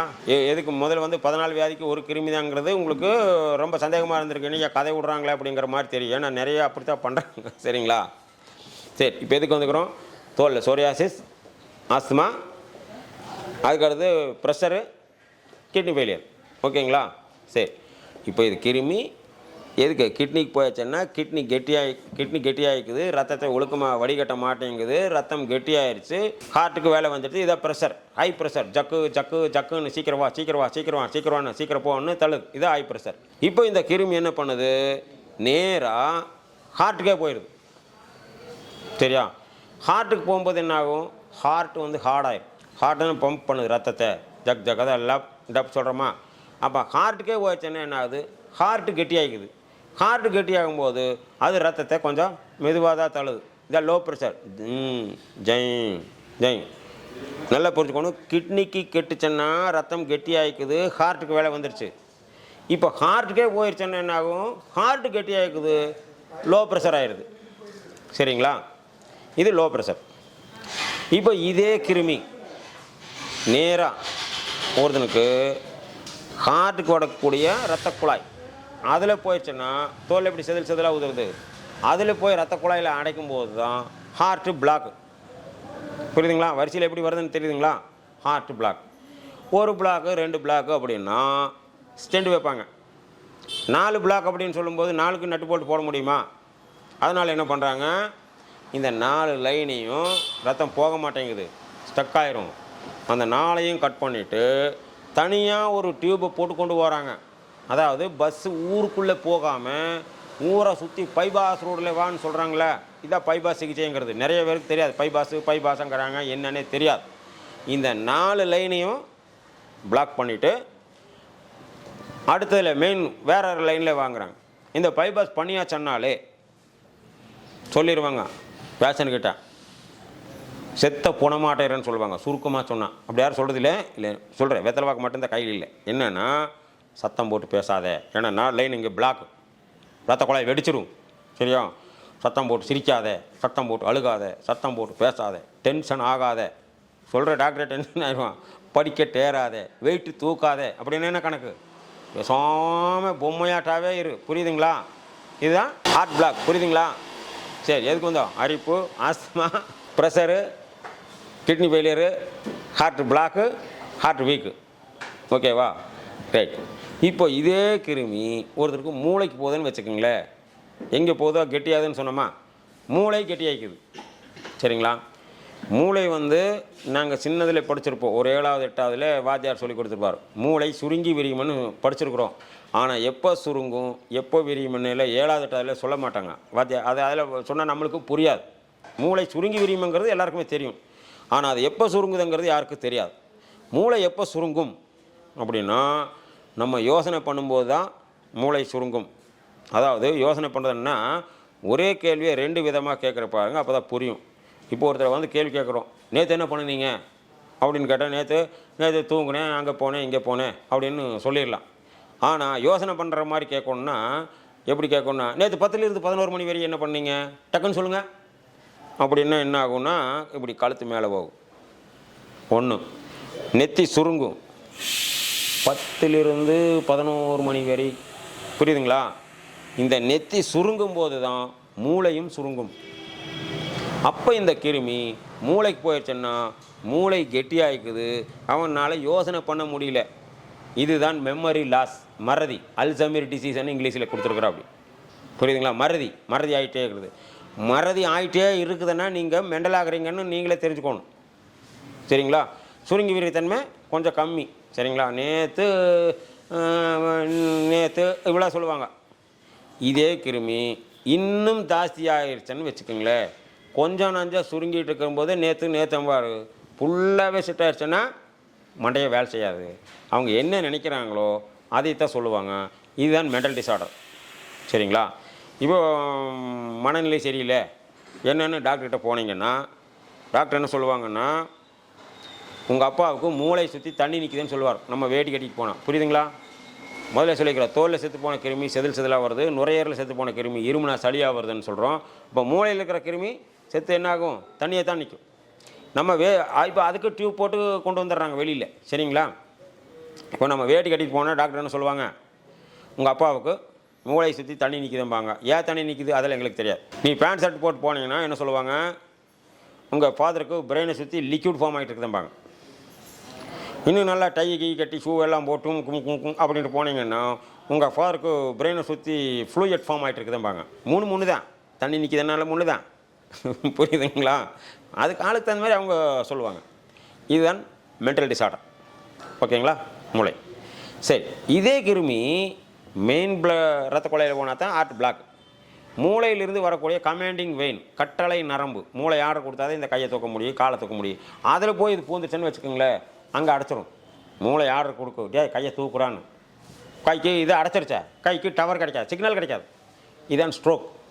கைக்கு வர லைன் வந்தால் கை வரல, காலுக்கு லைன் வந்தால் கால் வரல, முகத்துக்கு லைன் வந்தால் முகம் இழுத்துருச்சு, நாக்குக்கு லைன் வந்தால் குளறி பேசுகிறான். இந்த பேரலைசிஸ்காரர் பார்த்துருப்பீங்க. இதெல்லாம் தனித்தனி கிளை நரம்புகள். இந்த கிளை நரம்புகளை சேர்ந்து எல்லாமே ஒன்று பிரெயினுக்கு போகும். அப்போ பிரெயினுக்கு போகும்போது தான் அங்கே மெயினில் அடைச்சிருச்சான்னு வச்சுக்கோங்களேன், மூளைக்கும் நம்ம உடம்புக்கும் சம்மந்தம் இல்லாமல் போயிடுது. இதுதான் ஃபிட்ஸு, காக்காவளுக்கு. புரியுதுங்களா? எத்தனை வகை வருதுன்னு? சரி, இப்போ ஓரளவுக்கு வந்துட்டோம். அதுக்கு அடுத்து கொஞ்சம் ஸ்பீடாக போகிறேங்க, ஏன்னா போர் அடிக்குதுன்னு சொல்லிடுவாங்க. இது கேட்டால் தான் நல்லது. சரி, அதுக்கு அடுத்தது இந்த கிருமி நேராக ஜாயிண்ட்டுக்கு போகுது. மூட்டு அப்படிங்கிறது இல்லை, இப்போ படத்தை போட்டு காட்டிகிட்டு இருந்தோம். இப்போ ஓரளவுக்கு நாங்கள் சொல்கிறதுலே புரியும். இந்த மூட்டு முழங்காலைன்னு எடுத்துக்கோங்களேன். முதல் அங்கே வர இந்த தொடை மூட்டு அப்படின்னா ஒன்று இப்படி பெருசாக இருக்கும், உள்ளே ஒன்று பால் மாதிரி இருக்குது தானே மூட்டு, இப்படி சுற்றுமே. சரியா, இது சுற்றுனா இது மூட்டு எலும்பு தேவையில்ல. அது கடவுள் என்ன கொடுத்துக்கிறாரு, இந்த மூட்டுக்கு மேலே ஒரு ஜவ்வை கொடுத்துக்கிறாரு. இதில் ஒரு ஜவ்வு, இதில் ஒரு ஜவ்வு, கேட்டிலேஜ்னு சொல்லுவாங்க இங்கிலீஷில். அப்போ தான் இந்த எலும்பு உரசாது. சரி, எலும்பு உரசில் இந்த ஜவ்வு போட்டாலே இப்படியே சுற்றிக்கிட்டே இருந்தால் ஜவ்வு தேயுமா இல்லையா? இந்த ஜவ்வு தேயாமல் இருக்கிறதுக்கு என்ன பண்ணியிருக்கிறார் கடவுள், மேலேருந்து இன்னொன்று கொடுத்துக்கிறார். அது படத்தில் பார்த்தா தெரியும், அடுத்த வீடியோவில் உங்களுக்கு சொல்லுவோம். சரிங்களா, மேலே சைனோவியம் அப்படிங்கிற ஒரு ஜவ்வை கொடுத்துக்கிறார். அது என்ன பண்ணுதுன்னா, அந்த சைனோத்திலிருந்து நமக்கு ஒரு ஆயில் சுரக்குது. அப்போ தான் இது தேயாமல் இருக்கும், கிரீஸ். சரியா, கரெக்டாக பண்ணிக்கிறாரா கடவுள், எல்லாமே இன்ஜின் எப்படி செட் பண்ணிக்கிறார் தெரியுதுங்களா? சரியா, சைனோவியம் ஒன்று கொடுத்துக்கிறார். இந்த சைனோத்திலிருந்து தான் நமக்கு இந்த ஆயில் சுரக்குது. தேங்காய் இல்லாட்டினா தேங்காய் எண்ணெய், கடல் இல்லாட்டினா கடல் எண்ணெய்ங்கிற மேலே அந்த சைனோத்திலிருந்து வர்ற எண்ணெய் தான் சைனோவியல் ஆயில், சைனோவியல் ஃப்ளூயிட். சரியா, எப்படி வேணும் இங்கிலீஷில் சொல்லிக்கலாம், சைனோவியல் ஆயில் இருந்தால் தான் இந்த மூட்டு வேலை செய்யும். இப்போ இந்த கிருமி நேராக அந்த மூட்டுக்கு போயிடுச்சுன்னு வச்சுக்கோங்களேன். மூட்டுக்கு போயிடுச்சோன்னா அதுக்கு அந்த ஜவ்வு தான் ருசியாக இருக்குது. எது, அந்த சைனோவியம். அந்த சைனோவியத்தை சாப்பிட்டுருச்சோன்னா மூட்டுக்கும் ஆயில் சுரக்கிறது நின்று போகுது, கால் வரவரனாகி போகுது. சரிங்களா, வரவரன் ஆகும்போது வலி வரும். அப்புறம் பெயின் கில்லர் சாப்பிட்டீங்கன்னா வலி தான் இருக்காது, ஆனால் உள்ளே தேய்மானம் ஆகிறது ஆகிட்டே தான் இருக்கும். அப்புறம் ஃபுல்லாக தேஞ்சாச்சன்னா எலும்பும் உரசறதுக்கு ஆரம்பிக்கும். அப்போ பெயின் கில்லர் பத்தாது. அதனால தான் கிராமத்தில் தண்ணி போடணும்னு சொல்லுவாங்க. முதல்ல கட்டிங் அடித்தா மப்பு வருதும்பாங்க, அப்புறம் ஆப்படிச்சா தான் வருதும்பாங்க, அப்புறம் புல் அடித்தாது ஸ்டெடியாக நிற்கிறேன்னு சொல்கிறாங்கல்ல. ஸ்டெடியாக நிற்கிறதுங்கிறது அவனுடைய தைரியம் அல்ல, மருந்து பத்தலை, டோஸ் பத்தலை. சரிங்களா, அப்புறம் இது நொறுங்கிறதுக்கு ஆரம்பிக்கும் போது தான் என்ன பண்ணுவாங்க, மேலே ஒரு வெட்டு கீழே ஒரு வெட்டு மூட்டு மாற்று அறுவை சிகிச்சை. கொஞ்சம் நஞ்சா இருந்தால் சுரண்டி பிளேட் வச்சுருவாங்க. ரொம்பவே தேஞ்சிருச்சேன்னு வச்சுக்கோங்களேன், நொறுங்கிருச்சேன்னா மேலேங்கிற வெட்டிட்டு உங்களுக்கு தகுந்த மாதிரி பிளாஸ்டிக்கில் வேணுமா, வெங்காயத்தில் வேணுமா, வயசானவங்களுக்கு ஒன்று, சின்ன வயசுக்காரனுக்கு ஒன்று. சரிங்களா, மூட்டு மாற்று அறுவை சிகிச்சை, இதுதான் மூட்டு தேய்மானம். ஓகேங்களா, சரி. ஆர்த்ரைட்டிஸ், இங்கிலீஷில் ஆர்த்ரைட்டிஸ். இப்போ இதே கிருமி ஒருத்தனுக்கு முதுகெலும்புக்கு வருது. இந்த எலும்பு நேராக இருக்குது, ஜாயிண்ட் ஒன்று தான். முதுகெலும்புக்கு வரும்போது என்ன ஆகுது, நம்ம இப்படி சுற்றணும் அப்படிங்கும்போது அங்கே கடவுள் என்ன பண்ணிக்கிறார், கப்பாக கொடுத்துக்கிறாரு எலும்பு. அப்போ தான் இப்படி வளைய முடியும். நேராக இருந்தால் வளைய முடியாத, கப்பாக கொடுக்கும்போது அதுலேயும் இந்த ஜவ்வு ஆயில் சுரக்கிறது இருக்குது. அங்கே போய் பூந்துருச்சோன்னா அங்கே இருக்கிற சைனோவியத்தை சாப்பிட்ருது. அப்போ அங்கே ஆயில் இல்லாமல் வரன்னு போயிடுது. சரிங்களா, வரன்னு போயிடுச்சுன்னா இடுப்பு வலி வருது. இடுப்பு வலி வந்துச்சுன்னா டாக்டர்கிட்ட போனால் என்ன சொல்கிறாங்க, உங்களுக்கு L4 L5 தேஞ்சு போச்சுங்கிறாங்க. நம்மளுக்கு என்னமோ L4 L5 தேஞ்சு போச்சுங்களாமா, ஒன்றும் புரியல. என்ன அப்படின்னா, இங்கிலீஷில் ஹையன்னா மேலே, லோவன்னா கீழே. லோவில் 4வது எலும்பு 5வது எலும்பு தேஞ்சு போச்சுங்கிறத L4 L5. சரியா, இந்த L1 எங்கே இருக்குதுன்னா பட்டெக்ஸ்க்கு உள்ளே இருக்குது. L2 L3 L4 வந்து இந்த பாவாடை கட்டுறதுக்கு, அண்ணா கவர் கட்டுறதுக்கு அங்கே வந்தது. L4 L5 ஏன்னா அங்கெல்லாம் சதையாக இருக்கிறதுனால தேயறதில்லை. சரிங்களா, ஆயில் அதுலேயே சரியாக்குது. இங்கே இடுப்புக்கு வரும்போது அங்கே ஒன்றுமே இல்லை. அதனால தான் L4 L5 தேஞ்சு போச்சு. ஜவ்வு தேஞ்சு போயிடுச்சும்பாங்க, ஜவ்வு பல்ஜ் ஆயிடுச்சுன்னு சொல்லுவாங்க, ஜவ்வு பிதுங்கிருச்சுன்னு சொல்லுவாங்க. ஆக மொத்தம் அங்கே ஆயில் இல்லை, கிரீஸ் இல்லை, இவ்வளோதான். புரியுதுங்களா, அதை வந்து ஒன்றும் பண்ண முடியாது. ஏன்னா ஆப்ரேஷன் பண்ணுனா மெயின் நெட்வொர்க்கு மூளையிலேருந்து போகிற நரம்பு பூரா அதுக்குள்ளே தான் போகுது. அதில் ஏதாவது ஒன்று தகராறாச்சனால கை கால் வராமல் போயிடும். கலைஞருக்கு அந்த மாதிரி தான் ஆச்சு, ஸ்பைனல் கை வைக்க மாட்டாங்க. இது சரி, இது முதுகெலும்பு தேய்மானம், இங்கிலீஷில் ஆன்கைலோசிங் ஸ்பாண்டிலைட்டிஸ். இப்போ அதே கிருமி ஒருத்தனுக்கு கழுத்துக்கு போயிடுச்சு. கழுத்துலையுமே கப்பாக தான் இருக்குது. அப்போ தான் நம்ம இப்படி திரும்ப முடியும், நேராக ஒரே எலும்பு தான் திரும்ப முடியாத. அப்போ கழுத்துக்கு போயிடுச்சுன்னா கழுத்தெலும்பு தேய்மானம், செர்விக்கல் ஸ்பாண்டிலைட்டிஸ். அது என்ன சொல்கிறாங்க, C1 தேஞ்சு போச்சு, 1 2 3 4, C1 தேஞ்சு போச்சு, C2 தேஞ்சு போச்சு. இது கழுத்தெலும்பு தேய்மானம். சரிங்களா, அப்புறம் கால் வலிக்குது சார், கால் பாத அந்த எலும்பு, ஃபுட் ஆர்த்ரைட்டிஸ்.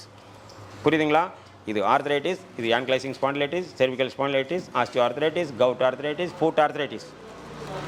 சில பேருக்கு எல்லா ஜாயிண்ட்டுக்கும் வந்துடுது. இந்த ஜாயிண்ட் வந்தனே இல்லாமல் எல்லாத்துக்கும் வந்து சென்னதுக்கு பேர் என்ன, ரூமாட்டாய்டு ஆர்த்ரைட்டிஸ்.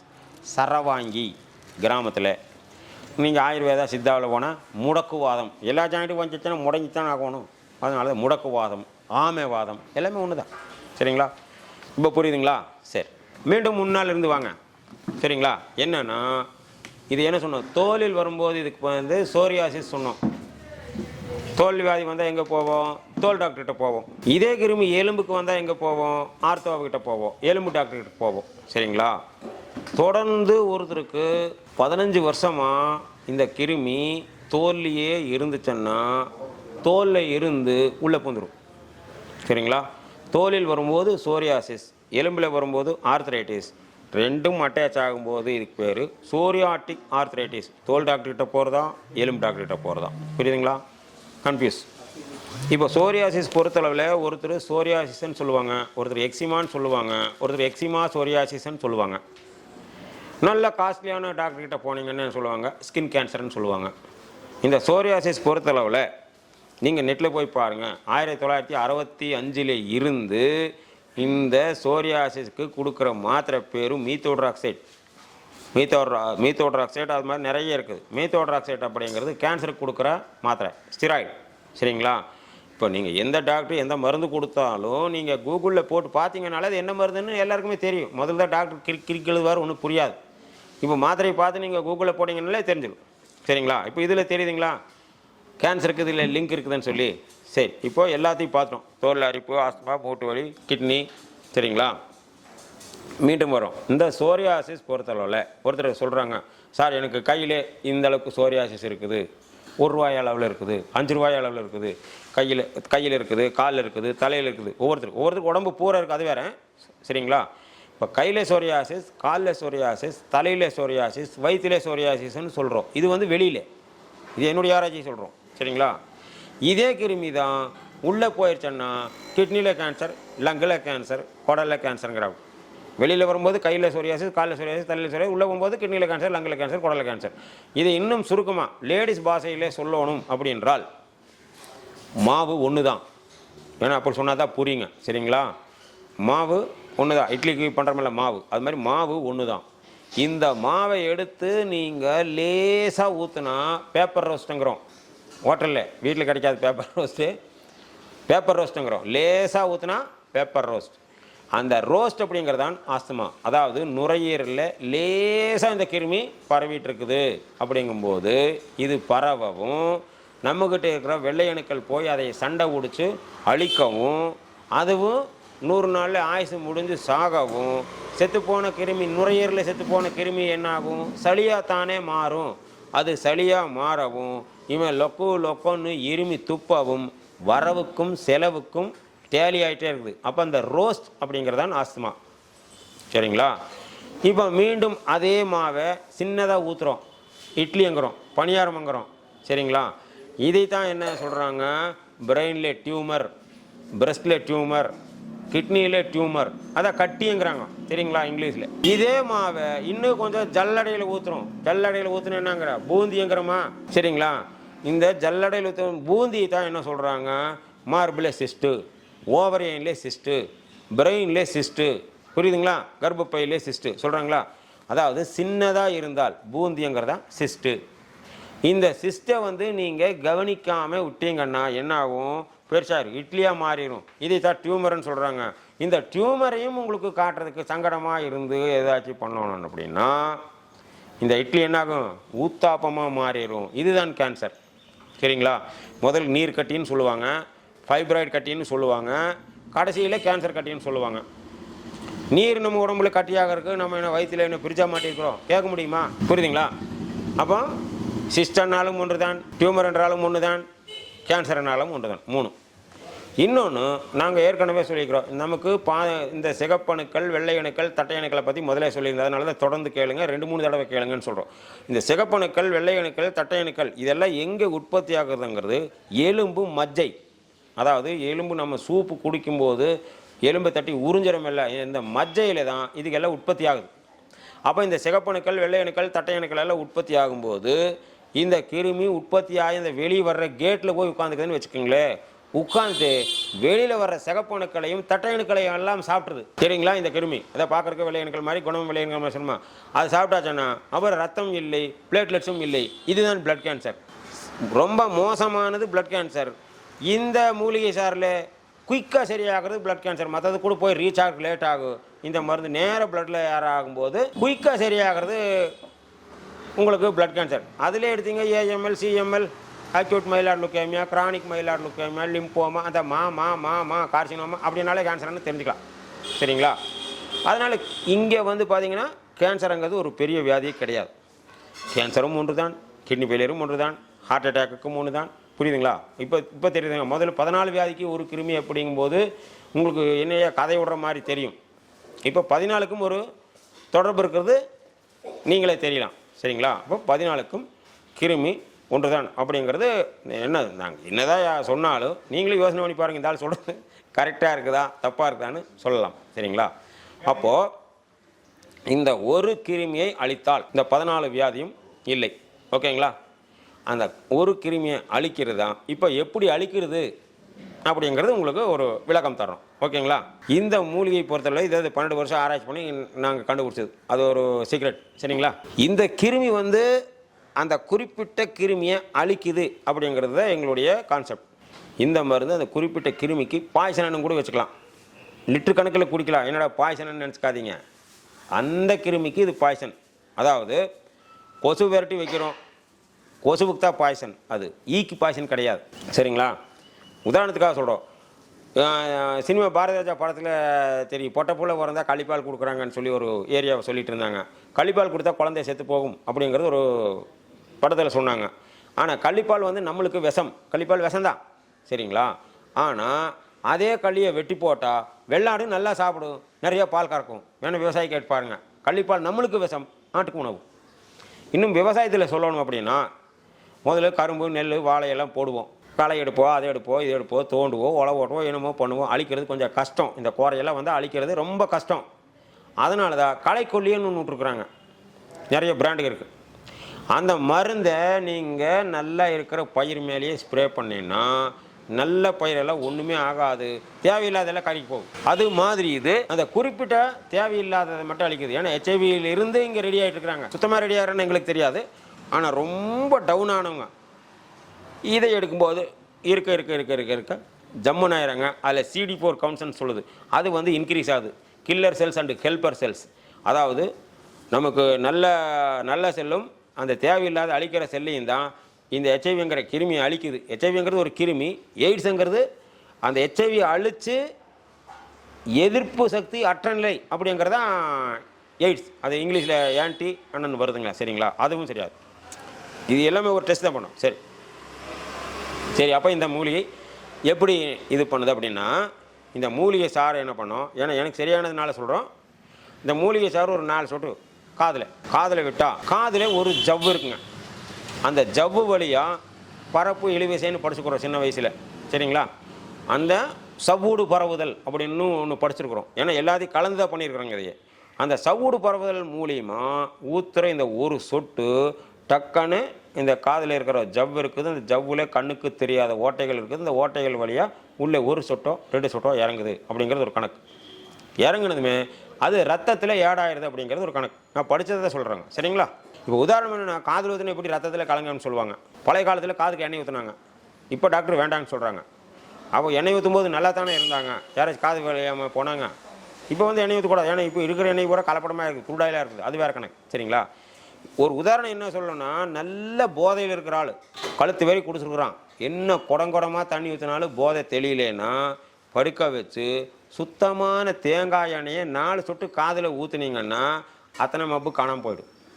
நான் சொல்லும்போது ஒரு போலீஸ்காரர் இதை சொன்னார். ஆமாம் சார், ரொம்ப போதையாக இருந்தாங்கன்னா படுக்க வச்சு ஸ்டேஷனில் 4 சொட்டு ஊற்றுவோம், அப்புறம் ரெடியாகி போயிடுவேன். புரியுதுங்களா? சரி, காதில் இது தான் மெயினாக பிடிச்சிக்கணும். சரிங்களா?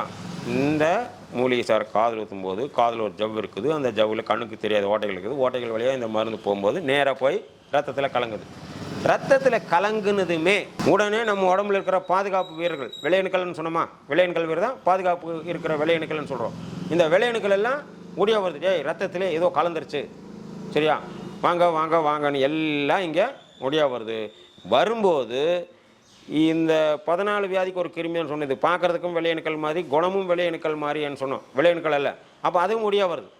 எல்லாம் இந்த நல்ல விளையணுக்களும் இந்த டூப்ளிகேட்டும் எல்லாம் ஒடியா வந்து இங்கே வந்து பார்க்கும்போது ரத்தத்தில் ஒன்றும் வரல, ஒரு ஜூஸ் தான் வந்திருக்குது அப்படின்னு எல்லாமே இந்த ஜூஸை சாப்பிட்டுக்குது. அப்படி சாப்பிட்டால் இந்த ஜூஸு அந்த குறிப்பிட்ட கிருமிக்கு பாய்சன். இப்போ நம்ம ரத்த ஓட்டம் வந்து இப்போ படிச்சிங்கன்னா இந்த சைடு 20 நிமிஷம், இந்த சைடு 20 நிமிஷம் மாற்றி மாற்றி சுற்றும் அப்படிங்கிற மாதிரி ஒரு கான்செப்ட் இருக்குது. அப்போ நம்ம மருந்து இந்த ஜூஸை கொடுக்கும்போது ரத்தம் இந்த பக்கம் சுற்றுதா அந்த பக்கம் சுற்றுதா தெரியாது. அதனால் என்ன பண்ணுறோம், அரை மணி நேரம் படுத்துக்கான்னு சொல்கிறோம். ஏன்னா 20 நிமிஷம் இந்த பக்கம் சுற்றுனா இந்த பக்கம் வந்து தானே ஆகும். இந்த பக்கம் வரும்போது இந்த சைடு இருக்கிறதெல்லாம் வந்து இதில் செத்துறது, இந்த சைடு எல்லாம் வரும்போது இதில் செத்துறது. அதனால் உதாரணம் ஒரு ஆஸ்மாக்காரன் கர்ற முரண்டு வராங்கன்னு வச்சுக்கோங்களேன், 1 மணி நேரத்தில் இந்த ஜூஸை எடுத்தாச்சன்னா நல்லா மூச்சு விடுவார். இதுதான் விளக்கம். ஏன்னா நுரையீரலில் போய் இந்த கிருமி மேலே ஒரு கரையை நாட்டாக பிடிச்சிருக்குது. இது கொடுக்கும்போது எல்லாம் ஒடியாக வரும்போது ஒடியாவும் செத்துதுமே செத்து போகுது, அப்போ வந்து ஃப்ளக்ஸ் ஆகிடுது. சரிங்களா, இது ஒரு வகை ஒன்று. அதுக்கடுத்து என்ன பண்ணுறோம், இந்த மூலிகை சாரை வாயில் ஊற்றி நாக்கு கடியை 10 நிமிஷம் கழித்து முழுங்க சொல்கிறோம். எல்லா டாக்டரும் மருந்து கொடுப்பாங்க, முழுங்க தான் சொல்லுவாங்க. நீங்கள் எதுக்கு சார் நாக்கு கடியை வைக்க சொல்கிறீங்கன்னா, இது என்ன 12 வருஷம் ஆராய்ச்சி சொல்கிறோம். என்னென்னா இந்த நாக்கு கடியை 2 சுரப்பிகள் இருக்குது. இங்கே நாக்கு கடி இந்த மருந்து கொடுத்தீங்கன்னா இது டக்குன்னு உடம்புல ஸ்ப்ரெட் பண்ணிடும். உதாரணம், பான்பராக் போடுறான், புகையில போடுறாங்க, நாக்கு கடிச்சா வைக்கிறாங்க, முழுங்குறதே இல்லை, ஆனால் போதவர் தான். நீங்கள் ஹார்ட் ப்ராப்ளம் இருந்தாலும் கூட டாக்டர் என்ன சொல்கிறாரு, உங்களுக்கு ஏதாவது தகராறு மாதிரி தெரிஞ்சால் மாத்திரை எடுத்து நாக்கு கடி வைக்க சொல்கிறார். ஏன்னா முழுங்குனா மாத்திரை முழுங்கி ஜீரணமாகி வர்றதுக்குள்ளே ஆள் போய் சேர்ந்துருவார். அதனால தான் நாக்கு கடி வைக்கும். நாக்கு கடி வைக்கும்போது டக்குன்னு எல்லா பக்கம் ஸ்ப்ரெட் ஆயிடுது. ரெண்டாச்சுங்களா. அதுக்கு அடுத்தது இதே மூலிகை சாரை தொப்புளை ஊற்றி தேய்ச்சிக்கோன்னு சொல்கிறோம். சரிங்களா.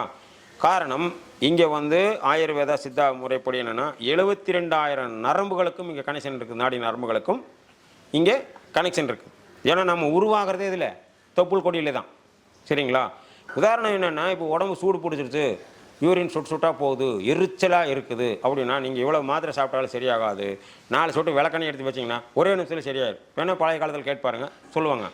அதனால தான் இந்த மூலிகை இந்த தொப்புள்ள ஊற்றி தேய்ச்சிக்க சொல்கிறோம். முதல் வந்து காதலை மட்டும்தான் பண்ணிட்டு இருந்தால் மலேசியாவில் எல்லா கண்ட்ரிஸிலுமே. ஆனால் இந்தளவுக்கு எங்களுக்கு ஜூஸ் கிடைக்காது. அதுலேயே ஊருப்பட்ட பேர் சரியாகிறாங்க, ஆயிரக்கணக்கான பேர். சரிங்களா.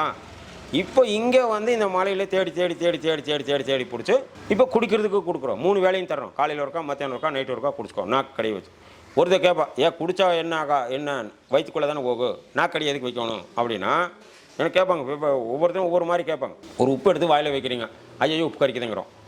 ஆனால் அதே குழம்புல உப்பு போடுறோம், உப்பு கறிக்குதா? இல்லை. நாக்கு கடியை வச்சா நாக்கில் தனியாக உப்பு வைக்கிற மாதிரி. அப்படியே நேராக குடிச்சிங்கன்னா நீ 10 பஜ்ஜி தின்றுவே, 10 போண்டா தின்ட்டு வந்திருப்பீங்க. அது 10ஓட 11 கூட்டத்தோட கோயந்தா போடுற மாதிரி. அதனுடைய தன்மையும் மாறி போகும். நேராக வர்றது வேறு, மிக்சிங்கில் வேறு. சரிங்களா. அதனால தான் வாயில் 10 நிமிஷம் முழுங்க சொல்கிறோம். அப்போ காதில் மண் ஊற்றுறதுக்கு சொல்கிறோம், அடுத்து வாயில் 10 நிமிஷம் வச்சு முழுங்க சொல்கிறோம், அடுத்து தொப்புல வைக்க சொல்கிறோம். அதுக்கடுத்து நீங்கள் இங்கே பார்த்துருப்பீங்க, இது நீங்கள் எடுத்தீங்களா என்னென்னு தெரியாது. சரிங்களா. கிராமத்தில் ஒரு பழக்கம் இருக்குது, காதுக்கு வந்து இழுக்கக்கூடிய பவர் அதிகம். என்ன அப்படின்னா, மூச்சு பிடிச்சிருச்சு, இடுப்பு பிடிச்சிருச்சு அப்படின்னு ஒருத்தர் வீட்டுக்கு போனீங்கன்னா அவர் ஏதோ ஒரு 4-5 மூலிகையை நல்லா வாயில் மென்று காதிலே 4 ஊதுவாங்க. ஃபோன் ஊதுனா சொன்னாலே அந்த பிடிப்பு சரியாயிடும். சரிங்களா. இது கிராமத்தில் இருக்கிறவங்களுக்கு கேட்டதே தெரியும், டவுனில் இருக்கிறவங்களுக்கு தெரியாது. மூஸ்தப்புன்னு சொல்லுவாங்க அதையே கிராமத்தில். சரிங்களா.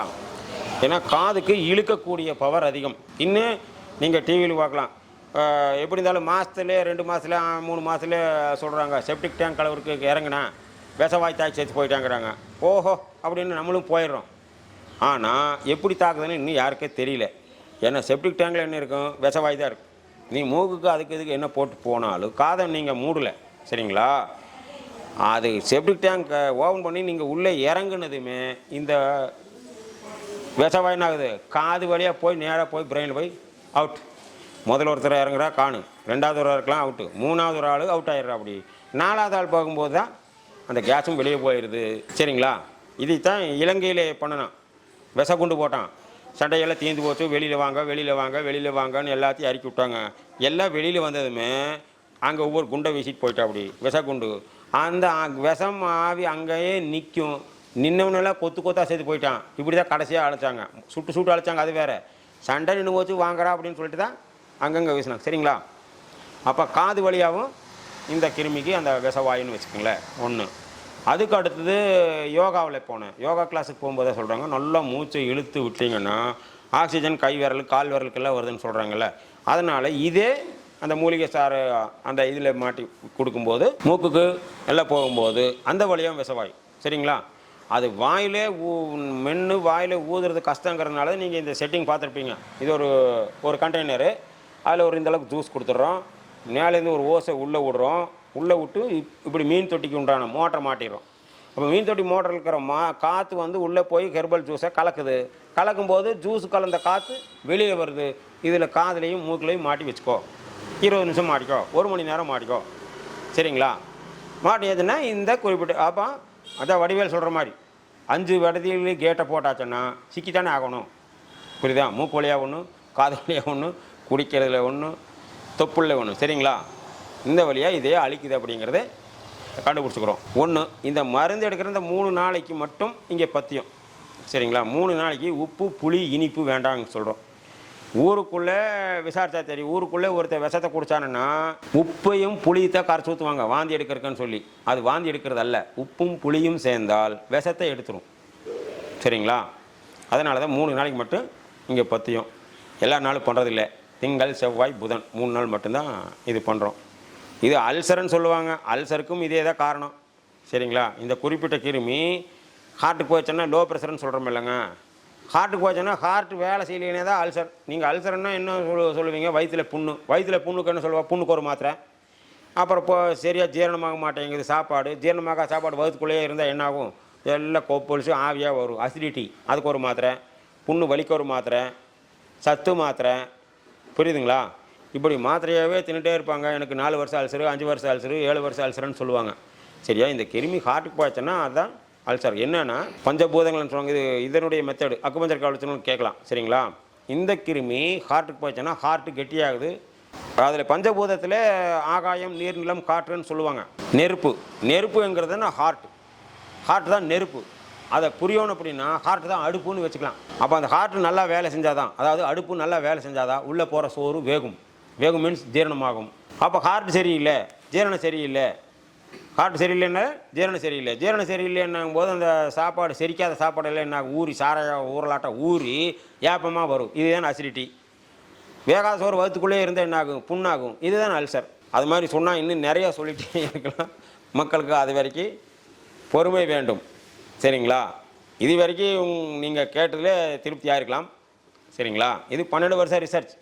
ஏற்றுக்காதது உங்கள் சௌரியம். இதை மருந்து அப்படின்னு நாங்கள் சொல்லலை. இது ஒரு மூலிகை சார். சரிங்களா? அது மருந்து அப்படிங்கன்னா நீ அது படிச்சுக்கிறியா, நீ இது படிச்சுக்கிறியா, அது ஏன்னா இது குடிக்கலாம், கொப்புளிக்கலாம், குளிக்கலாம், தலைக்கு தேய்க்கலாம், கைக்கு தேய்க்கலாம். இது சாதாரண ஒரு மூலிகை சார் தான். சரியா? அதனால தான் இந்த மூலிகை சாரையும் இந்த உணவு பாதுகாப்பு இதில் கொடுத்து நாங்கள் சர்டிஃபிகேட் வாங்கிக்கிறோம். இது சாப்பிடக்கூடிய பொருள் தான். சரிங்களா? ஒரு சாதாரண கீரையினே வச்சுக்கோங்களேன், யார் வேணால் குடிக்கலாம், எத்தனை வேணாலும் குடிக்கலாம். சரியா? பொரியல் பண்ணலாம், அவியல் பண்ணலாம், என்னமோ பண்ணலாம். ஆனால் அந்தளவுக்கு இங்கே கீரை இல்லை. இது ஒரு பக்கம். சரிங்களா? இப்போ என்ன பண்ணுறோம்? புதுசாக இந்த ஹெர்பல் இந்த ஜூஸ் கொடுக்குறோமில்ல, இந்த ஜூஸையே வந்து சோப்பாக பண்ணிட்டு வைப்போம். சரிங்களா? இந்த சோப்பு போட்டிங்கன்னா அதுக்கு பேரே ஆன்டி கேன்சர் சோப்புன்னு நாங்களே வச்சுருக்குறோம். காரணம் இத்தனையும் அளிக்கும்போது இப்போ மூட்டு வலிக்காக இருக்கிறாரு, தோல் வேதிக்காக இருக்கிறாரு, இவருக்கு இந்த சாரெல்லாம் பூசுறதுக்கு அந்தளவுக்கு சார் இல்லை.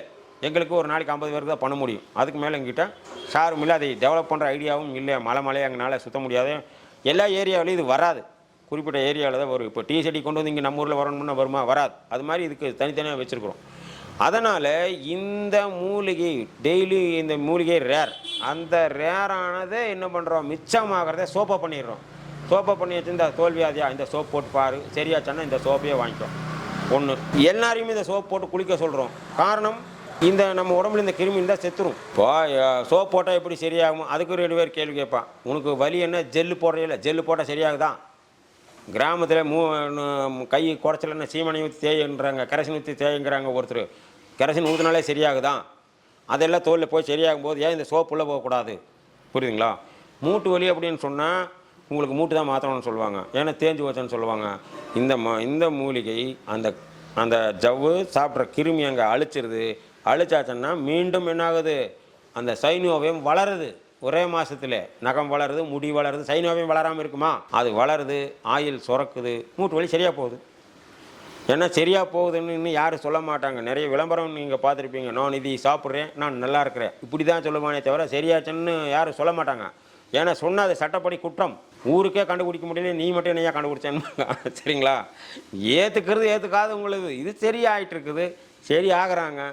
உங்களுக்கு தேவையான வந்து கேட்டுக்கலாம். நீ எத்தனை நாளாக வர நாங்கள் யாருமே நம்மளை கேட்க வேண்டாம்னு சொல்கிறோம். வர்ற பேஷண்ட்டை வந்து கேளு, பரவாயில்லையான்னு கேளு, சரியா பண்ணிக்கோ.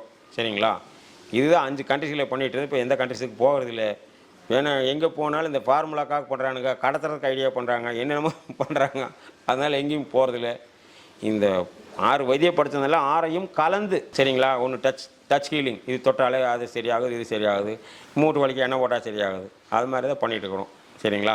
பொதுவாக வந்து சேனல்காரர் தான் சொல்லுவாங்க, எங்கள் சேனலை சப்ஸ்கிரைப் பண்ணிக்கங்க, இன்னும் வீடியோ வரணும். இதில் வந்து நாங்கள் சொல்கிறோம். ஏன்னா இந்த வீடியோவே உங்களுக்கு ஏறக்குறைய 1.5 மணி நேரம் வந்துருக்கலாம். அந்தளவுக்கு கேட்கறதுக்கு பொறுமை வேணும்.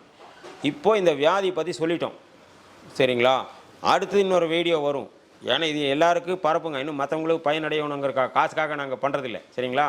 மற்றவங்களுக்கு பயனடையணும்னா நீங்கள் அடுத்தவங்களுக்கு அனுப்புங்க. அடுத்த வீடியோவிலே சொல்லுவோம். ஏன்னா இந்த கேன்சருங்கிறது முதல் பணக்காரருக்கே வந்துட்டு இருந்தது. கிட்னி ஃபெயிலியருங்கிறது எனக்கு தெரிஞ்சு எம்ஜிஆருக்கு மட்டும்தான் வந்துட்டு இருந்தது. என்னுடைய வயசுக்கு நாங்கள் சொல்கிறோம். இன்றைக்கி கோவை மாவட்டம் எடுத்தால் ஒரு நாளைக்கு 60,000 பேருங்கிறாங்க டயாலிசிஸ். ஏன்னா அதுக்கு மருந்தே இல்லை, கேன்சருக்கும் இல்லை. சரிங்களா? Only control. சரிங்களா? முதல்ல இந்த பணக்காரருக்கு வந்துட்டு இருந்தது, இப்போ எல்லாருக்கும் வருது. அடுத்த வீடியோவில் எதனால் இது வருது, ஏன்னா இது சொன்னால் இன்னும் சொல்லிகிட்டே இருக்கலாம், டைம் இருக்காது. அடுத்த வீடியோவில் சொல்கிறோம், இந்த வியாதியெல்லாம் வராமல் பாதுகாக்கிறது எப்படி, எதனால் இது வருது, இதை வராமல் பாதுகாக்கிறது எப்படி, அதை தெரிஞ்சிட்டிங்கன்னா அடுத்த தலைமுறைக்கு இந்த வியாதிகள் வராது. இந்த வியாதியெல்லாம் எது எடுத்தாலும் அமெரிக்கா தான் முன்னணியில் இருக்குது. நீங்கள் சோரியாசிஸ்ன்னு போட்டிங்கனால சோரியாசிஸ்கார 7.5 மில்லியன் அமெரிக்கான்ஸ் வரும். மூட்டு வலினால அது வரும். காரணம் இங்கே ஒருவனுக்கு ஒருத்தி, அதனாலே ஒரே ஜீனில் போயிட்டுருக்குது. அங்கே ஆடு மாடு மாதிரி. சரிங்களா? அதனால் அடுத்த வீடியோவில் போடுவோம். இதை சேர்த்து வச்சுங்க, அடுத்தவங்களுக்கு அனுப்புங்க. இன்னும் உங்களால் 4 பேர் பயன்படலாம். இந்த விளக்கம் வந்து இன்னும் நானும் நிறைய டாக்டர் பேசுகிறது நிறைய டிவியில் நிறைய யூடியூப்லாம் பார்த்துருக்குறேன். இது மாதிரி யாரும் இன்னும் சொல்லலை. முடக்காத்தாங்க ஏறி சாப்பிடும், மூட்டு வலி சரியா, இப்படியே தான் சொல்லிட்டு இருக்கீங்களே தவிர இல்லை. இப்போ நிறைய பேர் வந்து சுகர் கேட்குறாங்க. சுகர் 200 இருந்தால் இங்கே 4 வாரத்தில் கண்ட்ரோல் ஆகிடுது. இதே கிருமி கணையத்தை போய் பிடிச்சா தானே கணையத்தை எரிக்கி பிடிச்சிக்குது. கணையத்தினுடைய வேலையை இன்சுலின் சுரக்கிறது தான். சரிங்களா? அதனால் சுகர் பற்றி சொல்லலை. சுகருக்கு வந்து ஒரு ரிசர்ச் பண்ணிகிட்ருக்குறோம். காரணம் சுகருக்கு நாங்கள் இது பண்ணுறேன்னா இன்னும் சடைக்கு வந்துடுவாங்க நிறைய பேர். ஏன்னா அதை நம்பி நிறைய பேர் ஓடிட்டுருக்குறாங்க. சரிங்களா? ஏன்னா இந்த மூட்டு வலி, கேன்சரு, இது ஹார்ட் அட்டாக், இதெல்லாம் ஊருக்குள்ளே 4 பேருக்கு தான் இருக்குது. சுகர்கார 4000 பேர் இருக்கிறேன். 4000 பேருக்கு நாங்கள் எங்கே போகிறது மருந்து கொடுக்குறக்கு. அதனால் சுகர் பற்றி எடுக்கல. சுகருக்கு வந்து வேற ஒரு எண்ணெய் தரோம், ப்ரோட்டீன் லீக்கேஜுக்கு ஒன்று ஆயில் தரோம். காலையில் சாயங்காலம் கொப்பிள் துப்புனீங்கன்னா ப்ரோட்டீன் லீக்கேஜ் சரியாயிடும். கிட்னிக்காரருக்கு சரியாயிட்டு இருக்குது. ஓரளவுக்கு விளக்கம் கொடுத்துருக்கோம். இதுக்கு மேலே உங்களுக்கு பொறுமை வேண்டும். வேணால் சப்ஸ்கிரைப் பண்ணிக்கங்க. அடுத்த வீடியோவில் எல்லாமே விடுவோம். ஒன்றுமே இல்லையா, எங்கள் சோப்பு வாங்கி யூஸ் பண்ணுங்கள். அது உள்ளே போனாலே இதெல்லாம் மற்றெல்லாம் செய்யும். தலைவலின்னு சொன்னாலே 4 உட்கா வரும். அதனால தான் எங்களுக்கு மலேசியாவில் நான் ரொம்ப ஃபேமஸ். இதில் அங்கே சித்த வைத்தியர் அப்படிங்கிறதுக்கு விட என்னைய சித்தரனே வச்சிட்டானுங்க. சரிங்களா? காரணம், நீங்கள் டாக்டர்கிட்ட போனீங்கன்னா இங்கே தலை வலிக்குதுங்க, இங்கே தோல் வலிக்குதுங்க, இப்படி சொல்லணும். அவங்க என்ன சொல்கிறாங்கன்னா, இந்த டாக்டர்கிட்ட போனால் என்ன பிரச்சனைன்னு நம்மளை தான் கேட்குறாரு. அவர் முகத்தை பார்த்ததுமே சொல்கிறாரு இதெல்லாம் இருக்குதான்னு கரெக்டாக சொல்கிறாரு. அவர் சித்த வைத்தியரில் சித்தரன்னு வச்சுட்டாங்க. என்ன காரணம்னா, இப்போ ஏன் உங்களை கேட்குறோம் அப்படின்னா, இந்த கண்ணுக்கு கீழே கொஞ்சம் கருவளையை வந்துச்சனாலே அல்லது முகம் கொஞ்சம் டல்லாக இருந்தாலே இங்கே போகிற நரம்புல கொஞ்சம் அடைப்பு இருக்குதுன்னு அர்த்தம். அடைப்பில் சுருள் இருக்கும். சரிங்க? இது பொம்பளைகளுக்கே தான் வரும். இந்த மைக்ரைன் பேர் வச்சுட்டாங்க. மைக்ரைன் தலை நிறைய பேர் போயிட்டு வருவாங்க. எம்ஆர்ஐ ஸ்கேன் எடுத்தேன், சிடி ஸ்கேன் எடுத்தேன், எல்லாம் எடுத்தேன், ஒன்றுமே இல்லைன்ட்டாங்க டாக்டரு. ஆனால் தலைவலி மட்டும் போகலேம்பாங்க. புரியுதுங்களா? சரி, இது தலைவலின்னு வந்துச்சனாலே முதல்ல டென்ஷன் ஆனால் தலைவலி, வெயிலில் சுற்றினா தலைவலி ஒன்று. அடுத்தது இந்த ஷோல்ட்ரு வலி, அது வலிக்குதுமாங்க 2. அதுக்கடுத்து என்ன சொன்னால், முதுகில் கொஞ்சம் கேஸ் பிடிச்ச மாதிரி இருக்குதுங்க 3. அதுக்கு அடுத்தது நெஞ்சுக்குழியில் இடது பக்கம் லெஃப்ட் சைடு பிரஸ்ட்டில் மாதத்தில் 1 தடவையோ 2 தடவையோ 1 செகண்ட் சுருக்கங்க சரியாக போகும். ஆனால் நிறைய பேர் வந்து கேட்பாங்க, சார் ஹார்ட் அட்டாக் வருமானு பயமாக இருக்குது சார். ஏன்னா ஹார்ட் அட்டாக் வரணும்னு இப்படி பிடிக்கிறோம், அதோடு போயிடுறேன். மறுபடியும் உருவாராச்சு ஒரு லேடிங்க அந்த கார்னரில் சும்மா தென்னையில் உட்காந்து இப்படி சாஞ்சு அப்படியே போயிடுச்சு. சரி சுருக்கணும். அதுக்கடுத்தது காலையில் எழுந்திரிச்சதுமே இந்த இடுப்பு மேலே யாராவது அமுத்தி விட்டாலோ அல்லது குழந்தைகளை நீங்கள் கொஞ்சம் மிதித்தாலோ கொஞ்சம் நல்லா இருக்கிற மாதிரி தோணும். இன்னும் கொஞ்சம் நாள் ஆச்சுன்னு வச்சுக்கோங்களேன், நைட்டில் இந்த கெண்டைக்காலோ குதிங்காலோ கொஞ்சம் டைட்டாக இருக்கிற மாதிரி தோணும். புரியுதுங்களா? இப்போ நீங்கள் டாக்டர்கிட்ட போனீங்கன்னா என்ன சொல்லுவாங்க, குதிங்கால் வலிக்குது கெண்டைக்கால் வலிக்குதுன்னா உங்களுக்கு வைட்டமின் பற்றாக்குறைன்றுவாங்க. ஒரே வீட்டில் ஒரே சாப்பாடு தான் சாப்பிட்றோம், அப்புறம் உங்களுக்கு இத்தனை வைட்டமின் எச்சாவா போடுவாங்க. புரியுதா? ஒன்று. அப்புறம் பேக் பெயின்னா இப்படி பார்ப்பாங்க டாக்டர். குண்டாக இருந்தாங்கன்னு வச்சுங்களேன், ஹைட்டுக்கு தகுந்த வெயிட் தாச்சும்பாங்க. குச்சியாக இருந்தானா சத்து பற்றாக்குறைம்பாங்க. வயசாகி போச்சானா ஜவ்வு தேஞ்சு வச்சோம்பாங்க. ரெண்டா. அடுத்து தலைவலின்னா இந்த வலி மாத்திரை கொடுப்பாங்க. ரத்தம் மேலே போக மாட்டேங்குது, அவ்வளோதான். ரத்தத்தை தண்ணி மாதிரி பண்ணுறதுக்கு மாத்திரை கொடுப்பாங்க. ஹார்ட் அட்டாக் காரனுக்கும் அதே தான், ஹார்ட் பிளாக் காரனுக்கும் அதே தான், கிட்னி ஃபெயிலியர் காரனுக்கும் அதே தான், ஸ்ட்ரோக்கு காரனுக்கு ரத்தம் சரியாக மண்டைக்கிலேருந்து வர மாட்டேங்குது அவனுக்கும் அதே தான், ப்ரெஷர் காரனுக்கும் அதே தான். புரியுதுங்களா? அப்புறம் இங்கே வலிக்குதுன்னா அந்த ஸ்கேன் பண்ணுன்ருவாங்க, அங்கெல்லாம் ஸ்கேன் பண்ணிட்டு பொண்ணு மேலேன்ருவாங்க. ஆனால் எல்லாமே பண்ணாங்க, ஆனால் வலி மட்டும் போகலேம்பாங்க. என்னன்னா ஏன் இது லேடிஸ்க்கே வருது அப்படின்னா, இங்கே இந்த இறுக்கி போடுறது தான். இங்கே ஒரு கைக்கு ஒரு ரப்பர் பேண்டு போட்டால் கை தெரியுதுங்களா? அப்புறம் இங்கே டைட் பண்ணும்போது இந்த சர்க்குலேஷனில் தகராறாகும். இங்கே எண்ணெய் போட்டு இப்படி பண்ணாலும் சரி அப்படிம்பாங்க, அங்கே ஒரு பிளாக். இது அதே நேரம் வந்து இங்கே வரும்போது இந்த வர்மம், இந்த நெஞ்சு இது நான் என்ன 5 கலந்து பண்ணிகிட்ருக்கிறேன். வர்மம் சேர்ந்து மாட்டேன். நெஞ்சு குழியில் இருப்பது நேர் வர்மம். இந்த வர்மத்தில் இதில் வரும்போது என்ன ஆகும், இங்கே வர சர்க்குலேஷன் தகராறாகும். அப்போ தான் இது சுருக்கும்பாங்க. 2. அதுக்கடுத்து இங்கே போட்டு இங்கே டைட் பண்ணி போடுறீங்கல்ல, இந்த முதுகில் ஸ்பைனல் கார்டுக்கும் இந்த சப்பைக்கும் நடுவால் ஒரு நரம்பு போகும். அது வந்து அங்கே பிளாக் ஆகும்போது தான் உங்களுக்கு கேஸ்ட்ரிக் கேஸ் பிடிச்ச மாதிரி இருக்குது. கேஸ் பிடிச்ச மாதிரி முதுகில் 2 நீவுன்னா சரியாக போகும். அதுக்கு அடுத்தது டிவியில் சொல்லிக்கிறேன் பாட்டில், பாவாடை கட்டி 15 இடம் கருப்பு தானே. புரியுதுங்களா? இப்போ நம்மளுக்கு கொஞ்சம் பெல்ட் போட்டு டைட் பண்ணாலே அஜா அப்படின்னு இருக்குது. ஆனால் இவங்களுக்கு வந்து தோல் வந்து லேஸ். இந்த கல்யாணத்துக்கெல்லாம் போகிறது பார்த்தா பாவாடையை கட்டிட்டு பட்டு சேரி இத்தனையும் மடித்து எடுத்து இப்படி சொருகுவாங்க. பார்த்துக்குறீங்களா? லூஸாக்குது. அதனால் இங்கே பண்ணும்போது இந்த சர்க்குலேஷன் கம்மியாயிடும். நீங்கள் இந்த மாதிரி பிரச்சனை இருக்கும்போது என்ன சொல்வீங்க, வீட்டுக்காரர்கிட்ட ஒரு நாள் குதிங்கால் வலிக்குதம்பிங்க, ஒருக்கா கெண்டைக்கால் வலிக்குதம்பிங்க, ஒருக்கா இடுப்பு வலிக்குதம்பிங்க, ஒருக்கா கேஸ் பிடிச்சதம்பிங்க, ஒருக்கா இங்கே சுருக்குதாங்குது, அப்புறம் தலைவலி. வீட்டுக்காரன் மெண்டலாகி போகணும். ஒரு நாளைக்கு ஒன்று சொல்கிறாயா, புரியுதுங்களா? இதுதான் உண்மை. அதனால் இது நாங்கள் சொல்லுவோம், இது எடுத்துட்டா அதோட சரியாக போகும். எனக்கு காலையில் சொன்னேன், இங்கே பக்கத்தில் வாங்க, அதுக்கு ஒரு விளக்கம் சொல்கிறேன். அந்த கையை வச்சு உங்களுக்கு விளக்கம் சொல்லிடுவோம். ஏன்னா அங்கே ஒரு இடத்துல கொஞ்சம் அடைப்பு மாதிரி இருக்கும், இங்கே ஒரு இடத்துல அடைப்பு மாதிரி இருக்கும், இங்கே இடத்துல அடைப்பு மாதிரி இருக்கும். அந்த அடைப்பை எடுத்து விட்டால் சரியாக போகும். அதான் வந்து வருமா. அந்த அடைப்பை எடுக்கிறத ஒரு விளக்கத்துக்கு கொடுக்குறேங்க. இப்போ உதாரணத்துக்கு இந்த இடத்துல யாராவது ஓங்கி அடிச்சிட்டாங்க அல்லது அடி பிடிக்குது, அடித்தா என்ன ஆகும், அந்த இடம் ரத்தம் கட்டிடுமா? இங்கே ரத்தம் கட்டியாச்சுன்னா கிளாட் ஆயிடுச்சுன்னா இதில் சர்க்குலேஷன் சரி வராது. ரத்தம் கட்டிச்சுன்னா சர்க்குலேஷன் சரி வராது. அதில் சர்க்குலேஷன் சரி வரலைன்னா இந்த விரல் வேலை செய்யாது. ரத்தம் வந்தால் தானே வேலை செய்யும். சரிங்களா? இப்போ நீங்கள் டாக்டர்கிட்ட போகிறீங்க, இந்த விரல் வர மாட்டேங்குது சார் அப்படின்னா ஒரு டாக்டர் என்ன பண்ணுவார், இந்த கட்டி இங்கே கட்டிக்குதுன்னு சொன்னோம்ல, அது ஊசி போட்டு அந்த கட்டியான ரத்தத்தை சக் பண்ணி எடுப்பாங்க ஒரு டாக்டர். ஓகேவா? ஒன்று. அந்த டாக்டருக்கு போய் ஒன்றும் சரியாகலை, இன்னொரு டாக்டர் போகிறீங்க, அப்புறம் என்ன பாரு, ஓஹோ ஊசி போட்டு சரியாகலையா, ஐஸ் கட்டி வைப்பாங்க. இங்கே ஐஸ் டியூப் வைங்க, ரத்த கரைன்னு சொல்லுவாங்க. 2 சரியாகலை, எண்ணெய் போடுறவங்ககிட்ட போகிறீங்க, கேரளாக்காரங்கிட்ட, அவன் எண்ணெய் போட்டு உசுறு எடுத்துருவான், அந்த கட்டி கரையக்குள்ளே தேய்ச்சி எடுத்துருவான். புரியுதுங்களா? 3. நல்ல காஸ்ட்லி ஆஸ்பத்திரி போகிறீங்க, ரொம்ப பணக்கார ஆஸ்பத்திரி. அங்கே போச்சோன்னா ஓஹோ இந்த விரல் தான் உங்களுக்கு வரலை, ஒரு நர்ஸு வந்து இப்படி காலையிலேயே சாயங்காலம் ஆடிட்டு போயிடுவார். கேட்டால் ஃபிசியோதெரப்பி 4. ஆனால் இங்கே வந்து இது 1 நிமிஷம் தான், 1 நிமிஷம் கூட இல்லை. சரியா? இது வந்து வருமா நான் இப்போ பண்ணுறது என்ன அப்படின்னா, ஒவ்வொரு உறுப்புக்கும் ஒவ்வொரு சுவிட்ச் இருக்குதுங்க இங்கே. சரிங்களா? இந்த கை பொறுத்தளவில் இந்த விரலுக்கு இங்கே ஒரு சுவிட்ச் இருக்குது, இங்கே ஒரு சுவிட்ச் இருக்குது, இந்த இடத்துல ஒரு சுவிட்ச் இருக்குது, இந்த இடத்துல ஒரு சுவிட்ச் இருக்குது. இந்த சுவிட்ச் ஆன் பண்ணி விட்டாலே போதும்.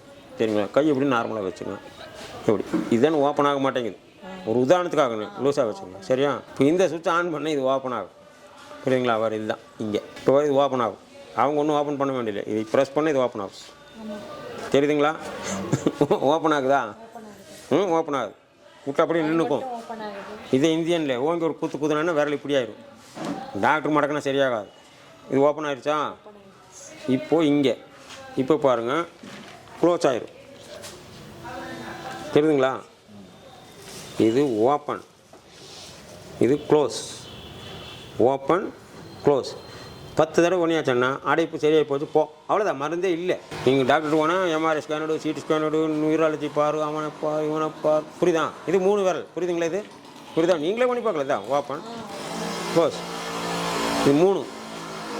இந்த 2 விரல் எடுத்திங்கன்னா அவங்க கையில் ஓரளவு, எனக்கு ஒரு வருமத்துக்கு பேருக்குதால மறந்துடுவோம், அவங்க கையில் ஓரளவு, சரியா? வச்சுட்டு எங்கள் கைக்கு உங்கள் கைக்கு வித்தியாசம் இருக்கலாம். நீங்கள் வச்சிங்கன்னா இந்த உள் பக்கம் 4வது விரல் இது, சரிங்களா? இங்கே பண்ணிங்களா இந்த ஆள்காட்டி விரல் பெரு விரல் இங்கே பாரு, எங்கள் விரலுக்கு உங்கள் விரலுக்கு வித்தியாசம் இருக்கலாம், சரிதான்? ஆள்காட்டி விரல் பெரு விரல், எல்லா விரலும் வலிக்குது எங்களுக்கு. பெரிய நடுவிரல், மோதிர விரல், இந்த 2க்கும் நடுவாள் இவ்வளோ தான். சும்மா அப்போ தடவை பண்ணிங்கன்னா சரியா, புரியுதுங்களா? அது மாதிரி இதுக்கு இங்கே ஒரு சுத்து இருக்குது, இதை ஆன் பண்ணால் இது சரியாக இருக்குது. இங்கே வந்து இந்த சுத்து எங்கே இருக்குதுன்னா மார்பு 2ஆக பிரியுது இல்லைங்க, எஜ்ஜு, அது நெஞ்சு குழியில் இருப்பது நேர் வர்மம், ஒவ்வொரு வர்மத்துக்கு பேர். அதை எடுத்து விட்டாச்சோன்னா இந்த சுருக்கங்கிறது சரியாயிரும், இந்த லைனே சரியாயிரும். முதுகில் இந்த சப்பை ஸ்பைனல் கார்டு, இந்த தோல் சப்பைக்கு ஸ்பைனல் கார்டுக்கு இடையில ஒரு கேப் இருக்குது, அது இப்படி பார்த்தாலே தெரியும், நரம்பு திண்டாட்டாக தெரியும். அதை வச்சு இப்படி 4 திருகுனாச்சனால அந்த நரம்பு அங்கே போயிடும், அப்போ கேஸ்ட்ரிக்கு சரியாக போயிடும், சரிங்களா? இங்கே இடுப்பு வலிக்குது, இடுப்பு சொல்கிறீங்களா, இந்த பாவாடை கட்டுறீங்களா, இப்படி கட்டு, இந்த கட்டிலிருந்து ஒரு இன்ச்சு 1.5 இன்ச்சு இந்த சைடு இப்படிங்கன்னா அதில் கட்டியாட்ட தெரியும், உருளு. சும்மா எண்ணெய் பொடி இப்படி பண்ணாலே உருளு, அது இப்படி தேய்ச்சும் முட்டுக்கலாம். பூரி கட்டை இருக்குது இல்லைங்க, அதை குறுக்க வச்சு அந்த கட்டி அங்கே இருக்கிற மாதிரி ஒரு 5 நிமிஷம் இப்படி, ஒரு 5 நிமிஷம் இப்படி படுத்திங்கன்னா சரியாக போகும். கழுத்து பிடிச்சா கிராமத்தில் படி வச்சு படுக்கணும்னு சொல்கிறாங்க, ஞாபகம் இருக்குதுங்களா? படி வச்சு படுத்தாலே சரியாக போகும். உருண்டையாக ஒன்று வச்சா அப்படி செட்டாயிரும், புரியுதுங்களா? இதுதான் கணக்கு. ஆனால் இதுக்கு ஆஸ்பத்திரி போய் சடஞ்சு வருவாங்க. சில பேர் கையை மேலே தூக்க முடியலேம்பாங்க, இப்படி கொண்டை போட முடியல, ஜடை போட முடியல, வேறு அவங்க ஆப்ரேஷனே பண்ணிட்டு வந்துக்கிறாங்க 50,000 ரூபா செலவு பண்ணி. அது வந்து இங்கே ஒரே நிமிஷத்தில் சரி பண்ணுறோம், சரியாயிரும். அதான் வருமா இந்தியனில் பண்ணுறான்னு இல்லைங்க. இப்போ இங்கே ஓங்கி குத்துனா என்ன ஆகும், இந்த விரல் இப்படியே நின்றுக்கும். இந்த இடத்துல ஓங்கி குத்துனா என்ன ஆகும், இது இப்படி ஆயிரும். இது டாக்டர் நிமித்த முடியாது, இந்த சுவிட்சை ஆன் பண்ணால் தான் இது நிமிரும், புரியுதுங்களா? இந்த கால் இது தெரியுது இதுக்கு பேர் வெரிகோஸ் வெயின். உங்களுக்கு புரிகிற மாதிரியே சொல்லித்தரேன், சரியா? என்ன வேலை, நின்றுட்டு பண்ணுற வேலையா? நான் சொல்லான்றது சரி. இது யாருக்கு வரும் தெரியுமா? ஒன்று சலூன்காரர், ஒன்று டீச்சர் வாத்தியார், இல்லை டீ கடைக்காரர், இல்லை டிராஃபிக்கில் இருக்கிற போலீஸ், இவங்களது இந்த வியாதி வரும். இதுக்கு பேர் வெரிகோஸ் வெயின். ரத்தம் வந்து சரியாக சர்க்குலேஷன் ஆகிறது இல்லை, அழுக்கு ரத்தம் அங்கங்கே தேங்கி கட்டி ஆயிடுச்சு. ஆங்கில மருத்துவர்கிட்ட போனீங்கன்னா ஒவ்வொரு அடி போகும்போது நரம்பு வெட்டி எடுப்பாங்க. போனவங்களை கேட்டால் தெரியும், நீங்கள் இன்னும் போகலை, நரம்பு வெட்டி எடுத்துருப்பாங்க. அடுத்ததில் வந்துடும், சரியா? இது நாங்கள் சொல்கிற இந்த 14 வியாதிக்கு ஒரு கிருமி தான் சொல்லி. இவங்களுக்கு நீங்கள் கழுத்து சொல்கிறீங்க, அது மைல்டு, இது ஹெவி. இதாவது இப்படி பண்ணுறோம் சரியாக்கி இது நின்றுட்டே இருக்கிறதுக்கு, அதை நின்றுட்டே வேலை செய்கிறவங்களுக்கு வரும். இந்த அசுத்த ரத்தம் வந்து இந்த ரத்த குழாயில் அங்கங்கே தேங்கி நிற்கும், சர்க்குலேஷன் ஆகாது. இப்போ ஏதோ ஒரு ஆத்திரமான சமாச்சாரம், அதிர்ச்சியான சமாச்சாரம் சொல்கிறாங்க அப்படின்னு வச்சுக்கோங்களேன். ஒரு ஆத்திரம் வந்துச்சுன்னா நெஞ்சு படபடனுங்க தான், படபடனுங்கும் போது இந்த நெஞ்சில் இருக்க காற்று தான் பம்பு டப்புன்னு வேலை செய்யும்போது என்ன ரத்தம் ஸ்பீடாக போகணும். அப்போ இந்த கட்டியாக இருக்குதுல்ல, அடிக்கிற அட்டியில் நெஞ்சு படக்கும்போது இந்த ரத்தம் வந்து இங்கே வந்து தள்ளிட்டு போகும், டாய் பீச்சிட்டு போகும்போது இந்த கட்டியாக இருக்கிற ரத்த குழாயில் உருண்டு வரும், சரிதான்? உருண்டு வரும்போது அந்த பெருசாக்கெல்லாம் உடஞ்சி தானே வரும். உள்ளும்போது உடையுமா இல்லையா? அந்த உடஞ்சி வரும்போது ஒன்று போய் மாட்டுச்சுன்னா அதான் ஹார்ட் அட்டாக். அது நின்றுட்டே வேலை செய்கிறவங்களுக்கு இதுக்கு தான் வரும். அதனால தான் கொஞ்சம் நேரம் உட்காரணும், அதுக்கு எதுக்கு நடக்கணும், பண்ணணும், போகணுங்கிறது, சரியா? இது 4 வாரம் வரணும், வாரத்தில் 3 நாள், 4 வாரம் வரணும். இந்த மருந்து எடுத்துக்கணும். அந்த மூலிகை சாறு, அந்த அரைச்சி கொடுப்ப இலையை பசையாட்டம் அதை போட்டுக்கணும். 4 வாரம் போட்டிங்கன்னா உள்ளே இருக்கிற கிருமி எல்லாம் செத்துரும், வலி இருக்காது, ரத்த ஓட்டம் சரியாயிரும், போக போக அந்த சுருண்டுதெல்லாம் கரெக்டாகிடும். ஐயா நீங்கள் இது வரைக்கும் நீங்கள் 1.5 மணி நேரம் வீடியோவில் வந்து பேசியிருப்பீங்க மக்களுக்காக. கண்டிப்பாக இந்த நோய் வந்து பார்த்தீங்கன்னா 14 மருந்தில் வந்து ஒரே இதில் வந்து நீங்கள் சரி பண்ணணும்னு சொல்கிறீங்க ஐயா. ரொம்ப சந்தோஷமாக இருக்குது. வேறு மக்களுக்கு என்ன சொல்ல விரும்புறீங்க நீங்கள்? மக்களுக்கு என்ன சொல்கிறோம், இந்த வீடியோவை சேவ் பண்ணி வச்சுங்க, சொந்தக்காரனுக்கெல்லாம் அனுப்பி விடுங்க. ஏன்னா யூடியூப் சேனல்காரர் தான் நீங்கள் இதை சொல்லுவீங்க, சப்ஸ்கிரைப் பண்ணிக்கங்க, பெல் ஐக்கானுக்கு, அதெல்லாம் வேண்டாம். இதை வந்து 10 பேருக்கு அனுப்பி விடுங்க, 10 பேர் பொழைச்சிக்குவான் ஒன்று. சரிங்களா? இந்த 1.5 மணி நேரம் வீடியோங்கிறது என்ன 12 வருஷம் ஆராய்ச்சி 1.5 மணி நேரம் வீடியோவில் சொல்ல முடியாது. இதை கொஞ்சம் சொல்லிட்டோம். அடுத்த வீடியோவில் வருவேன். இந்த வியாதியில் ஏன் வருது, எதனால் வருது, இதிலிருந்து நம்ம பாதுகாத்துக்கிறது என்ன பண்ணலாம், அந்த கருத்தை சொல்லுவோம். அந்த கருத்தை சொல்லியாச்சுன்னா பிறக்கிற குழந்தையிலிருந்து அடுத்த தலைமுறைக்கு இது வராது. கண்டிப்பாக. சரியா? இப்போ வந்து ஐயா வந்து இந்த வீடியோவில் வந்து 1.5 மணி நேரம் இந்த 14 நோயை பற்றி எல்லாமே வீடியோவில் வந்து டீட்டெயிலாக சொல்லியிருப்பார். ஐயாவோட நம்பர் வந்து ஸ்க்ரீனில் கொடுத்துருப்போம், கான்டாக்ட் பண்ணுங்கள். டிஸ்கிரிப்ஷன் அட்ரஸ் லொக்கேஷனில் கொடுத்துருப்போம். நெக்ஸ்ட் வீடியோவில் சந்திப்போம். நன்றி ஐயா. வணக்கம். வணக்கம் ஐயா. ஓகே.